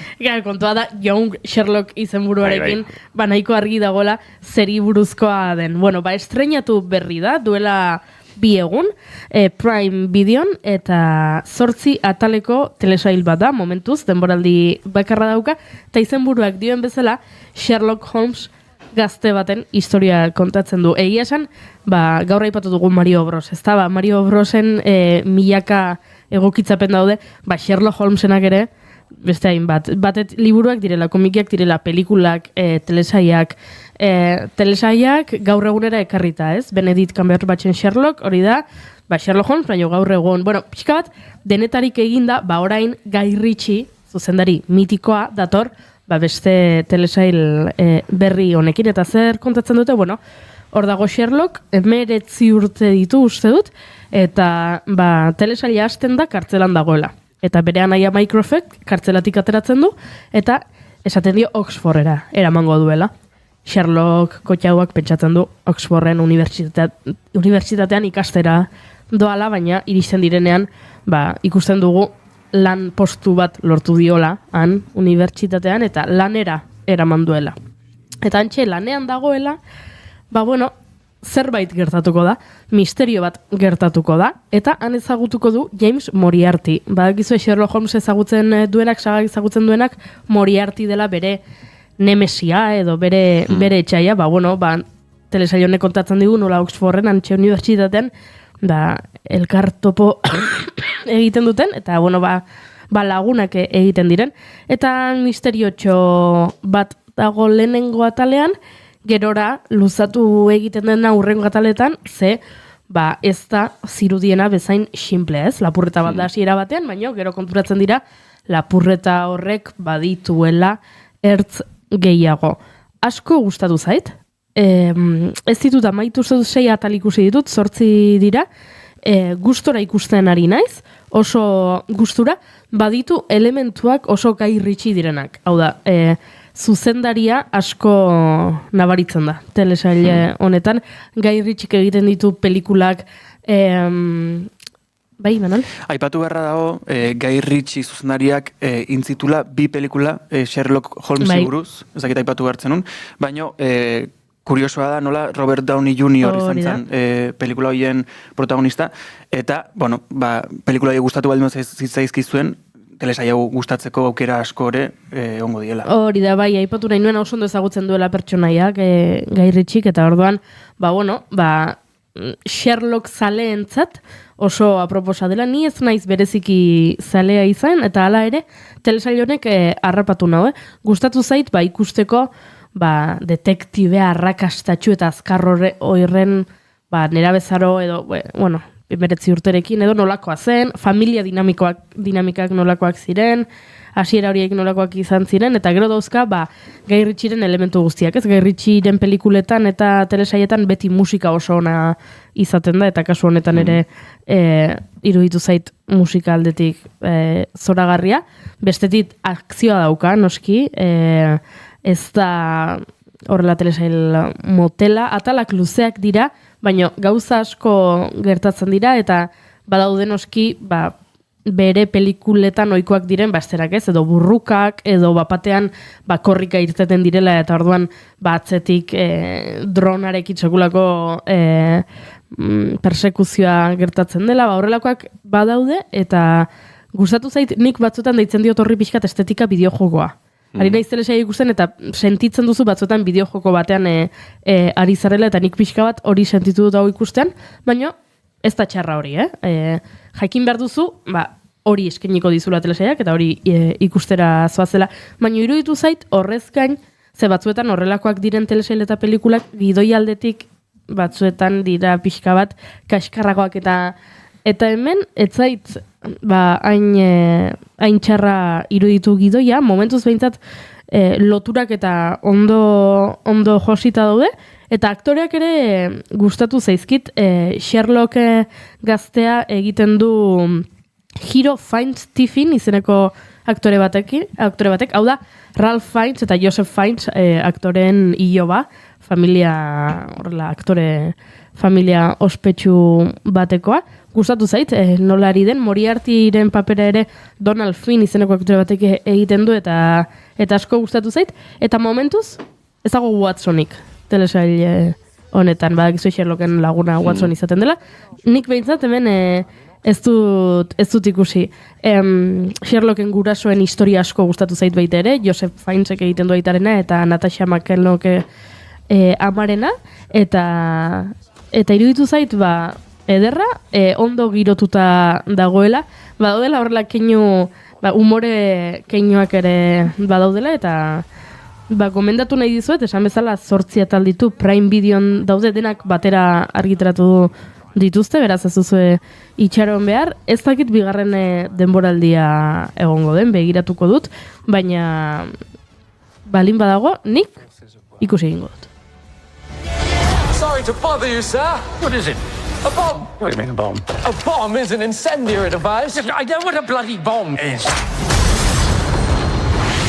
Why would anybody want to do this? Hementxe, The Young Sherlock iburuzko lan hau eta Prime Videon ikusgai duzuena, Goiurik oraintxe gomendatu duena. Eneko, zure txando da? Bale, nik gaur, azken asteetako giroetan murgiluta, beldurrezko beste film bat ekarri dut. Eta hau da... Eneko, izke... Baina niri gustatzen zaizkit Goiuri. Baina gero gartzen dituzu trailerra ikustutugu, eta gero geratzen zait niri hor buruan bueltaka, eta gero lo egiteko arazoak. Gaur ekarri dudana da The Last Voyage of the Demeter, hau da Demeterren azken bidaia, eta, ze kontatzen da historia honetan, Demeter itxasontzi bada, eta bapatean agertzen da Erresuma Batuko kostaldean itxasontzi hori utxik eta inorrez dago itxasontzi horretan. Eta aurkitzen dute eguneroko bat. Eguneroko horretan idatzita dago itxasontziak izan duen bidaia osoan gertatu diren gauzak. Eta historia horretan konturatzen dira itxasontzi hori Errumaniatik datorrela eta gauetan zerbait agertzen zela itxasontzian. Eta nolabait aztoratu egiten zitula bidaiariak eta gauero zerbait berria gertatzen zen, pertsona batzuk desagertu egin ziren itxasontzian, beste batzuk agian ihes egin dute, ez dakigu ze gertatzen den, eta hori argitzea da nolabait historia honen trama. Eta niri gustatu zait ze orokorrean beldurrezko historiak normalean gertatzen dira basoan, mendietan, abandonatutako etxeetan, eraikinetan, eta hau adibidez gertatu da itxasoan, eta itxasoan ez da oso ohikoa horrelako beldurrezko historio bat gertatzea. Eta niri hori puntu gehigarri bat iruditu zait, gero baita gomendio bat, pelikula hau ikusi behar baldin bada, eszenak nahiko ilunak dira, beraz, gomendatzen dut ilunpetan ikustea. Gero lo ez itxeko. Ez da lo ez itxeko, da, hobeto ikusteko. Hoi adibidez... Bada joera bat da, telesaietan, azken aldian. Sherlockekin, momentu batzuetan ere, John Sherlockekin gertatu zait hori. Hain iluna, eta estetika, hain gau ez kaletik da biltza, eta etxea segun nola daukazun, edo pantaiako brilloa, eta dizira nola daukazun, ez dira ikusten, zena batzuk. Eta kasu honetan, nik ere, gomendatzen dut, ilunpetan ikustea. Ezakita aipatu duzun, ez dala gaur egun gertatzen den historio bat, baizik eta... Hori da. 16. mendean, okerrez balmanago, girotua dago, filma, eta hortxe nire gaurko gomendioa, The Last Voyage of the Demeter, edo Demeterren azken bidaia, nahi zuen bezala itzuli. Nik uste gaina interesgarria dela, beldurrezko historio bat gertatzen dela, baina gaina itxasoan ez bakarrik lehen aipatu duzun bezala, itxasoan bertan gertatzen dalako, baizik eta dalako itxasontzi nahiko zar bat, ba hori, 16. mendean girotutako pertsonaiekin, jantziekin, eta nik uste hori guztia baita nahiko interesgarria. La pixkat momentu batzutan gogoratu dit Piratas del Caribe pelikula. Egia da, izan detzakela nik uste dut estetika eta atletikan pixkat lotura. Tono narratiboan ez, baina estetikan igual bai ez. Aktore batzuk uste dut errepikatzen diela. Ez. Bat ikusi dut. Ez. Hori ez da Gibbs, hori da... ez dakit nola izan den, baina hori... Seguro ez da aktore berdina? Ez, hori... Señor de los Anillos, osea, ez... Game of Thronesen ateratzen da. Baina, ari zarete... Liam Cunningham. Bai. Bai, hoi aktore puska. Bai. Txakurrari zerbait gertatzen zaio. Neko, hau da zerbitzu publikoa. Traileran txakur bat agertzen da, txakurrari zerbait gertatzen balin bazaio. Jakin barra dezaket. Hori... Nik bai ez da diezazueket, txakurren minak zuen mina sortuko ez duen zerrenda horretan, ez dagoela pelikula. Beraz, ez baduzue sufritu nahi, ez ikusi. Ba, ez dago ondo jagarrita. Ez? Behiatu zuen, Das the Dog Day? Behiatuko dute, Das the Dog Day? Txakurren minak zuei mina eragitean nahi ez baduzue, ez ikusi pelikula hau. Nola izan hau pelikulak? The Last Voyage of the Demeter. The Last Voyage of the Demeter. Ari naiz begira... Ez da dog suffering friendly. DasTheDogDay.comen. Nik bakarrik esango dut, bapatean itxasontzia agertzen dela Ingalaterrako kostaldean, eta ez dagoela inor. Jazta, bakoitzari ze pasatzen zaion, ni horren nahi sartuko. Vale. Yuri, does the dog die? Yes. Yes. Agatik esan dizut, ez dara ikusteko modukoa, baldin eta ez baduzue txakurrak sufritzen ikusi nahi. Pero beste gauza izan daitekeela, animaliarik ez da, animaliek ez dute tratu txarrik jasan, pelikula honen rodajean zehar eta bar, hori izan daiteke. Baina, historioan... Ketun. The devil is real. May God have mercy on us all. The Last Voyage of the Demeter, hortxe enekoren proposamena, barkatu eneko, nun ikus daiteke? Prime Video. Prime Video ikus daiteken pelikula, ba hause enekoren proposamena. Zin bat ez digo, Imanol, Zani? Bai, nik gaur kontan ekarri dizuet telesail bat, hitz egiten dula animali batzui buruz, baina guain dela urte asko hiltzenak, bereziki dinosaurioak. Aste honetan Netflixek estrenatu duen telesail bat eta zain naiz. Steven Spielberg, produktore ejecutibo bezala egondana, eta Morgan Freeman, aktore protagonista bezala egondana. Bueno, aktore protagonista, ez, claro, esan nahi nun, ofa hotxak jarri ditun aktore izan dela. Eta azken baten dokumental honek, edo telesail dokumental honek, kontatzen du dinosaurioen bizitza, baino beste modu batea. Azkeneko urte honetan ohitu gea telebistan dokumental mota batzuk ikusten animaliei buruz, nola dokumentalista batzuk basoan edo desertuan pasatzen dituzten ordu asko, grabatzen dituzte irudi ezberdinak, eta gero horrekin ekartzen dizue dena ondo montatuta, eta ofa hots zoragarri batekin, animali horiei buruzko informazio nahikoa jakiteko nola bizigidean, nola izatzen duten, beraien arteko harremanen nola garatzen dian, eta horixe berdina indute dinosaurioekin. Beraiek dauketen eta guk daukagun informazio guzti horrekin indute rekreazio bat efektu bisualen bitartez, nola izango litzaken lurra dinosaurioek garai hoietan. Eta oso interesgarria da nola ekarri duten formatu bat ja gure barnean oso barneratuta daukagun formatu bat ekarri duten, baino gauza guztiz ezberdin bat proposatuz. Ez dakit, proposamen bezala oso interesgarri iruditu zait, eta ematen du dala beste dokumental bat gehiago ohituta gauden formatu hortan, baino dagoen ezberdintasun nagusia da ikusten ditugun animalia horiek ez ditugula bizitza realen ikusiko, eta ezagutzi ditugun informazio guzti horiek alde batea utzi eta algea lasai pantaila bida egon eta gozatu benetan bertan egongo bagina bezala. Morgan Freemanek kontatzen du. Hori da.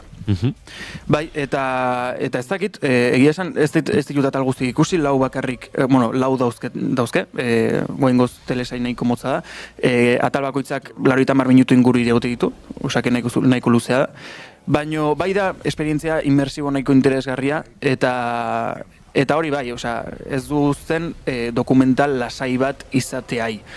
Ados, beraz, National Geographicen dokumental bat, baina animazio eta efektu bisualen bitartez ezagutu ez dugun realitate bat islatzen duena, edo ez? Bai, hori da. Trailerari begira eta kontatzen duzunarekin, ze Gero baita nahi sortzen dit zalantza hori ez jakintasunetik noski dokumentala ikusteko garaile momentu batzen esaten duen, eta hau nola dakite. Duela hainbeste urte gertatutako gauza bat nola dakite animalia honek edo dinosaurio honek eizatzezula modu untara, egoten zala hainbeste denbora zai, daude, ez dakit urteetako ikerketak. Bai, baina esatizuet, da gehiago ez kritika bezala, baizik eta admirazio bezala, nola izan geak gai hau guztia jakiteko, hainbeste urten ondoren, suposatzen dut baita, egongo dala paralelotasun puntu bat, nun animalia antzekok... DNA analisietan topatzen dituztez, animalia batzuekin antzekotasunak, eta... Hoi askoarekin esaten dute, ez? Baina, adibidez... Oioak ez dira dinosaurioetatik gertu daude? Bai, baina duela gutxi justu atera da ikerketa bat esaten duna ez ez. Esaten zen oioa T-Rexetik zetorrela, baina duela gutxi atera da ez ez. Osa, DNA-gatik... DNA, ez barkatu. DNA.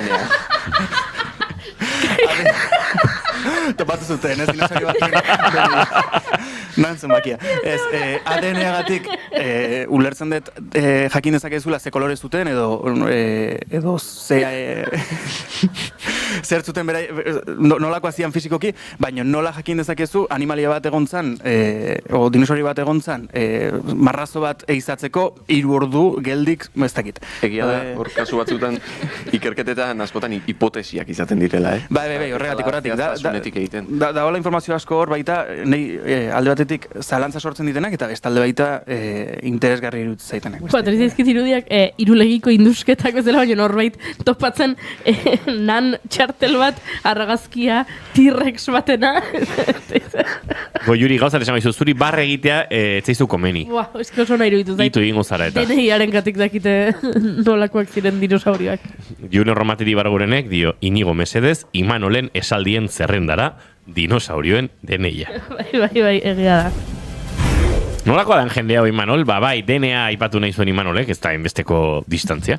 Eta baina bueno. Bai, egia esan nik ere ez dakit oso ondo ikerketa hauetan gero ze puntutaraino dagoen fikziorako espazio bat, ez? Lausotasun bat, edo gauza batzuekin egoten dena da ez da egin nola ditzen dioten zehazki zientzian, baina balizko edo ustez horrela izan daitekeenaren konfirmazio sorta bat, eta hortik eraikitzen direla hipotesi batzuk, zientifikoki nahiko onartuak egon daitezkenak, baina ez dagoena erabat zientifikoki nolabait kontrastatuta, ez? Zehazki distantzia hau den edo kalkulatzen dute, tamaina hau edo beste, eta baina, kuriosoa da imaginatzea, ez dakit, triceratops batek, ziurrenik 15 metroko luzera eta 5 metroko altuera zuen animali horrek arrautzetatik jaiotzen zirela. Baina iaia dinosaurio guztiak arrautzetatik jaiotzen ziren. Eta pentsa ze bitxo puxak ateratzen ziren, da arrautza horiek, badiaz ikerlariek uste dut, ni momentu batutan oso friki izan izelako dinosaurioekin, baina ez dakit gaur egun hau aldatu den, kabirik adibidez ez dute topatu horrelako animalia handi horientzat. Egaztik kasu batzuetan baina gaur egun ugaztunen antzekotasuna duten horiek ez, igual triceratopsa bada hipopotamoaren edo errinozerontearen antzekotasuna izan dezaken animali bat, eta baina hauek arrautzetatik jaiotzen zirela, eta arrautza horiek uste da lurpean egoten zirela, beste harrapakinen aurrean besteko, eta badode hor espazio asko, nun pentsatzen dudan, gauza batzuk, erdia irean geratzen direla, eta onartzen direla horrela, ez, eta fikzioari ere espazio bat, fikzioari edo narratiba zientifiko bat edo espazio bat egiten zaiola, baina bai, asko jakin behar da guztia garatzeko bai. Egia da interesgarria dela, ez dakit dokumental hau Steven Spielbergen jatorrizko ideia izan dan, edo besten baten ideia izan dan, baina azken baten Parke Jurasiko pelikulekin baita Spielbergen asmoa hori izan, jendea eramatea garaio horietara, eta pixkat ikustea nola izango litzeken olako animali bat, ze igual garaio horieta arte ohituta zeuden iruditan eta marrazkitan ikustea, baina inoiz ez dinosaurioak mugimenduan. Orduan, iruditzait nahiko interesgarria eta nahiko paralelismo interesgarria sortzen dela bi telesai edo pelikulan arten, nola garai ezberdinetan baliabide ezberdinekin saiatu dan Spielberga ikuslea garai horietara eramaten eta bueno, igual ikuslea garai horietara eramatea baino dinosaurioak gure garaiera ekartzea.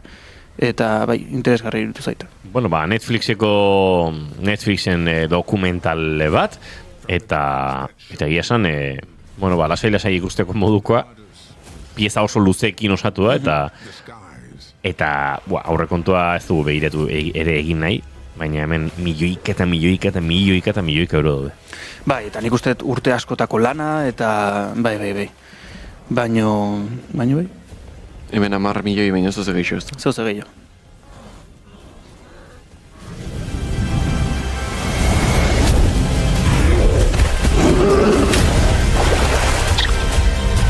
Discover the secrets. Izan liteke $4 milioi kapituluko? Hori datu hori bigira topatu dut? Ez zait asko iruditzen.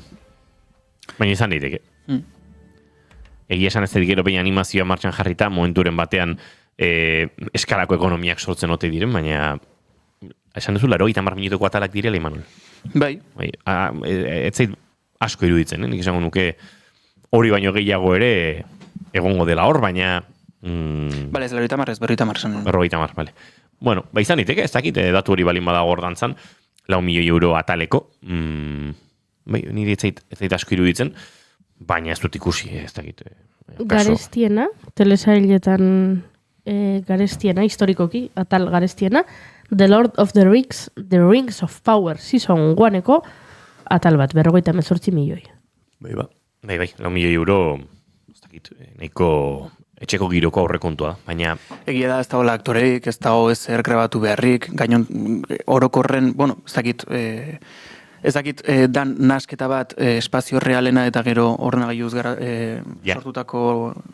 Igual topatu duten moduan, nolabait, animazioan buru belarri eta zerotik ez aritzeko, baina berez animazioa oso garestia da, eta 50 minutu animatzea eta bar. Auskalo, gaur egun adimen artifizialak lan batzuk kentzen ditu eta egiten ditu, eta begiratuko dugu eta datorren astean aztertuko dugu, baina nahi gutxi xamarre iruditzen zaitorrela bote prontuan. Tira, oso bestelako proposamen batekin, autore zinematik gertuago dagoena, aurrengo nire proposamena. So, Mike, we're clear on your release plan, yeah? Yes. We've set you up at a local hostel.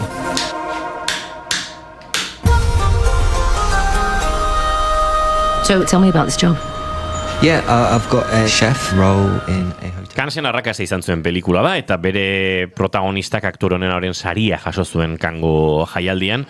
Frank Dillon ikaragarri dago lan honetan, eta uste hori dela nolabait, nabarmentzeko gauzetako bat. Kuriosoa da, beste aktore ezagun baten, Harris Dickinsonen lehenengo zuzendari lana delako, filminen duzue ikusgai, baina urtsin pelikulaz ariko gara, eta esan beharra daukat Euskal Herrian, Lapurdin, Getarin ostiral honetan izango dela ikusteko aukera, beraz, naiz eta plataformetara heldu berri ere badabilen, zinema areto batzuetan oraindik ikusteko aukera baduzu, eta Lapurdiko Getarin, ostiral honetan izango da ikusgai. Kalean bizi den eta ertzetan dagoen pertsona bati buruzko istorioa da. Pelikula gordina, frustrantea, ezerosoa, gogorra, enuke esango inondik inora plazerrerako pelikula bat denik, edo gorputzaldi ona utziko dizuen pelikula bat denik, baina era berean oso pelikula interesgarria da, eta niretzat oso garrantzitsua ze empatiatik eta ze argitasunetik hurbildu den kasunetan zuzendaria pertsonaia hortara, ezta? Aipatu bezala Harris Dickinson, ezagune izan daiteke hainbat pelikuletan aktore izan delako, Triangle of Sandesen esaterako protagonizetako bat da. Baby Girl pelikulan Nicole Kidmanekin, fantasia eta botere harreman eta sexu harreman hoietan parte hartzen duen aktore britaniarra, eta nolabait esan da bezala bere zuzendari lanetan lehenengoz murgiltzen ari dena. Pelikulak egiten du halako esperantzarekiko garapena, abiatzen da hori kalean bizi den pertsona batetik, eta haren bizimodutik eta bizirauteko saiakera konstante hortatik, eta esan nuke eraikitzen dituela edo joaten dela nolabait sortzen alako esperantzarako espazioak, protagonistak batean bizi ditu hainbat gertakari ematen diotenak aukera bizimodu estandarrago bat edo kaletik urrunago, ertzetatik pixka bat barrurago dauden bizimodu batzuk eraman ahal izateko. Drama bat da, badauko humoretik, esango nuke, pelikulak negar eta malko denetik egiteko aukera ematen dizula, baina oso pelikula sensiblea eta ederra iruditzen zait, naiz eta hori, sensibilitate hori aipatzen dudanean, pelikula gogorre ere egiten dene. The road is clear. Each decision is yours. Your possibilities are endless. Londongo kaleetan barrena dago grabatuta, baina ez dugu London estereotipiko bate ikusiko, ez duzu ez dakit London Bridge edo Piccadilly ikusiko, askoz ertzetan kokatutako pelikula da, bizimodua ere ertzetan daramalako protagonistak, baina berriro diote, ez dakite, lastimarik gabe egindako pelikula bada, ertzetan bizi den pertsonaia horren gora berak eta nolabait izkutatu nahi ez dituena, eta benetan esango nuke begirada zintzo eta empatikoa osatzen duela. Eta urtsin, ez dakit ahoskatuaren nola egin beharko litzateken, Jurkin, ez diote, ez dut horretan erreparatu, baina filminen daukazue ikusgai duela gutxi, eta esan da bezala Euskal Herrian ere. Behintzat, Getarin ikusteko aukera daukozue ostiral honetan, Frantziar estatuan arrakasta berezi izan duen pelikula, aipatu bezala Kanen ere arrakasta handi izan zuelako, eta kaso, iparralden beste nonbait ere ikusteko aukera izango da, nik behintzat topatu duana Getariko emisiori izango da hostilea. Alright, the steak well done with kick. Was you working before your sentence? Not really. So I was sleeping on the streets for a while. Get up! Hello. What are you doing? Sorry. Eta entzuleok, 4 minutu falta dira eguerdiko 12etarako, guk agur esan barko dizuegu segitu, baina badakit Imanol González Gurrutxagak aspaldi hor paper batean jarri zuela bere Oscar sarietarako porra, eta ez dakit Imanol azken orduko aldaketarik egin nahi ote diozun, edo duela hilabete pasatxo egin zenuen apostu horrekin mantenduko zaren. Bide, esango nuke jarri nula aktore hobenaren saria eramango zula Timothy Chalamet, eta azken aldian gertatu da gertaera baten ondorioz nik uste dut bere garaipena zalantzan gelditu dela, eta momentu honetan badakit apostuek esaten dutela ezaguntasuna, ozakin nola esan, baino fama hori galdu dula. Baina, Imanol, gauza bat etzara kontuan hartzen ari. A ber. Uste dut Timothy Chalameten adierazpin hauek, baina lehenago itxi dela Oskarretarako bozkatzeko epea, itxita dagoia, eta ja bozkatu dute, eta norbaitek ikusi zuen atzo, aipatuko dugu, Timothy Chalametek elkarrizketa batean, Matthew McConaughey aktorearekin hizketan ari zela, egin du horrelako iruzkinen nahiko itxusi bat esanez opera eta baleta arte bezala, edo hilzorian, edo hilda daudela, eta etzaizkiola interesatzen, ez da? Eta orduan jendea serretu egin da berarekin. Baina uste dut ez duela eragingo Oskarretarako, ze ja epea bozkatzeko itxita dago. Ja, baleike. Baina, bueno, ezakit, nik uste ez Marty Supreme pelikula ikusi, baina ikusita ze marketing estrategia garatu duten pelikula horren arira bere aktoretza lanan ingurun, nik uste aukera desente ditula irabazteko, eta, bueno, ez baldin bada aldaketa, nik esango nuke, momentu honetan bozkatzeko aukera egongo balitz, jendeak elukela berdin bozkatuko. Juri pop kulturaren komentario bat egiten saiatuko naiz. Bota. Timothy Chalamet Jennertar bat egin dago. Kylie Jennerrekin. Kylie Jennerrekin, eta duela gutxi agertu dira lehenengoz alfombra gorri batean. Ez ja lehen urtean edo horrelako zerbait. Lehen urtean, 2025. Ez, oza, 2024 lau. Bai. Ados. Baina hain gaizki etzik. Hain gaizki nijoa. Eta, claro, entzuleok, kontua Jennertarrak direla, Kardashian darren aizpak, baina beste bide batzutatik. Eta horrelako kontuak erakutsi zizkidaten, hau, Amaia Resende da zuizan zineten. Bai, oso ondo. Hani Julen daturekin geratu nintzen, ez dakit gehiago. Ni azkeneko 40 minutuetan gertatu denaren inguruan, ez daukat, ideiarik ere. Entzuleok agur esan behar dizuegu disko tzarra aurkeztu zuten joan den astean Maskaktarrek Azparnen eginako kontzertu berezi eta errepikazio horretan ziklikoa lanetik leku isila kantu honekin eta euren doinu dantzagarri, elektroniko, baina era berean malenkoniatxu eta sakonekin egia esan Maskakek lan borobila osatu du eta bueno, doinu hauekin egingo ditugu hurrengo 2 minutuak. Eneko, Imanol, Julen, Goiuri, bihar arte. Entzuleok bagoaz bihar goizeko 10:05 hementsi izango gara informazioaren txanda orain eta musikaria Iker Gurrutxagarekin ondoren hementsi naiz irratian.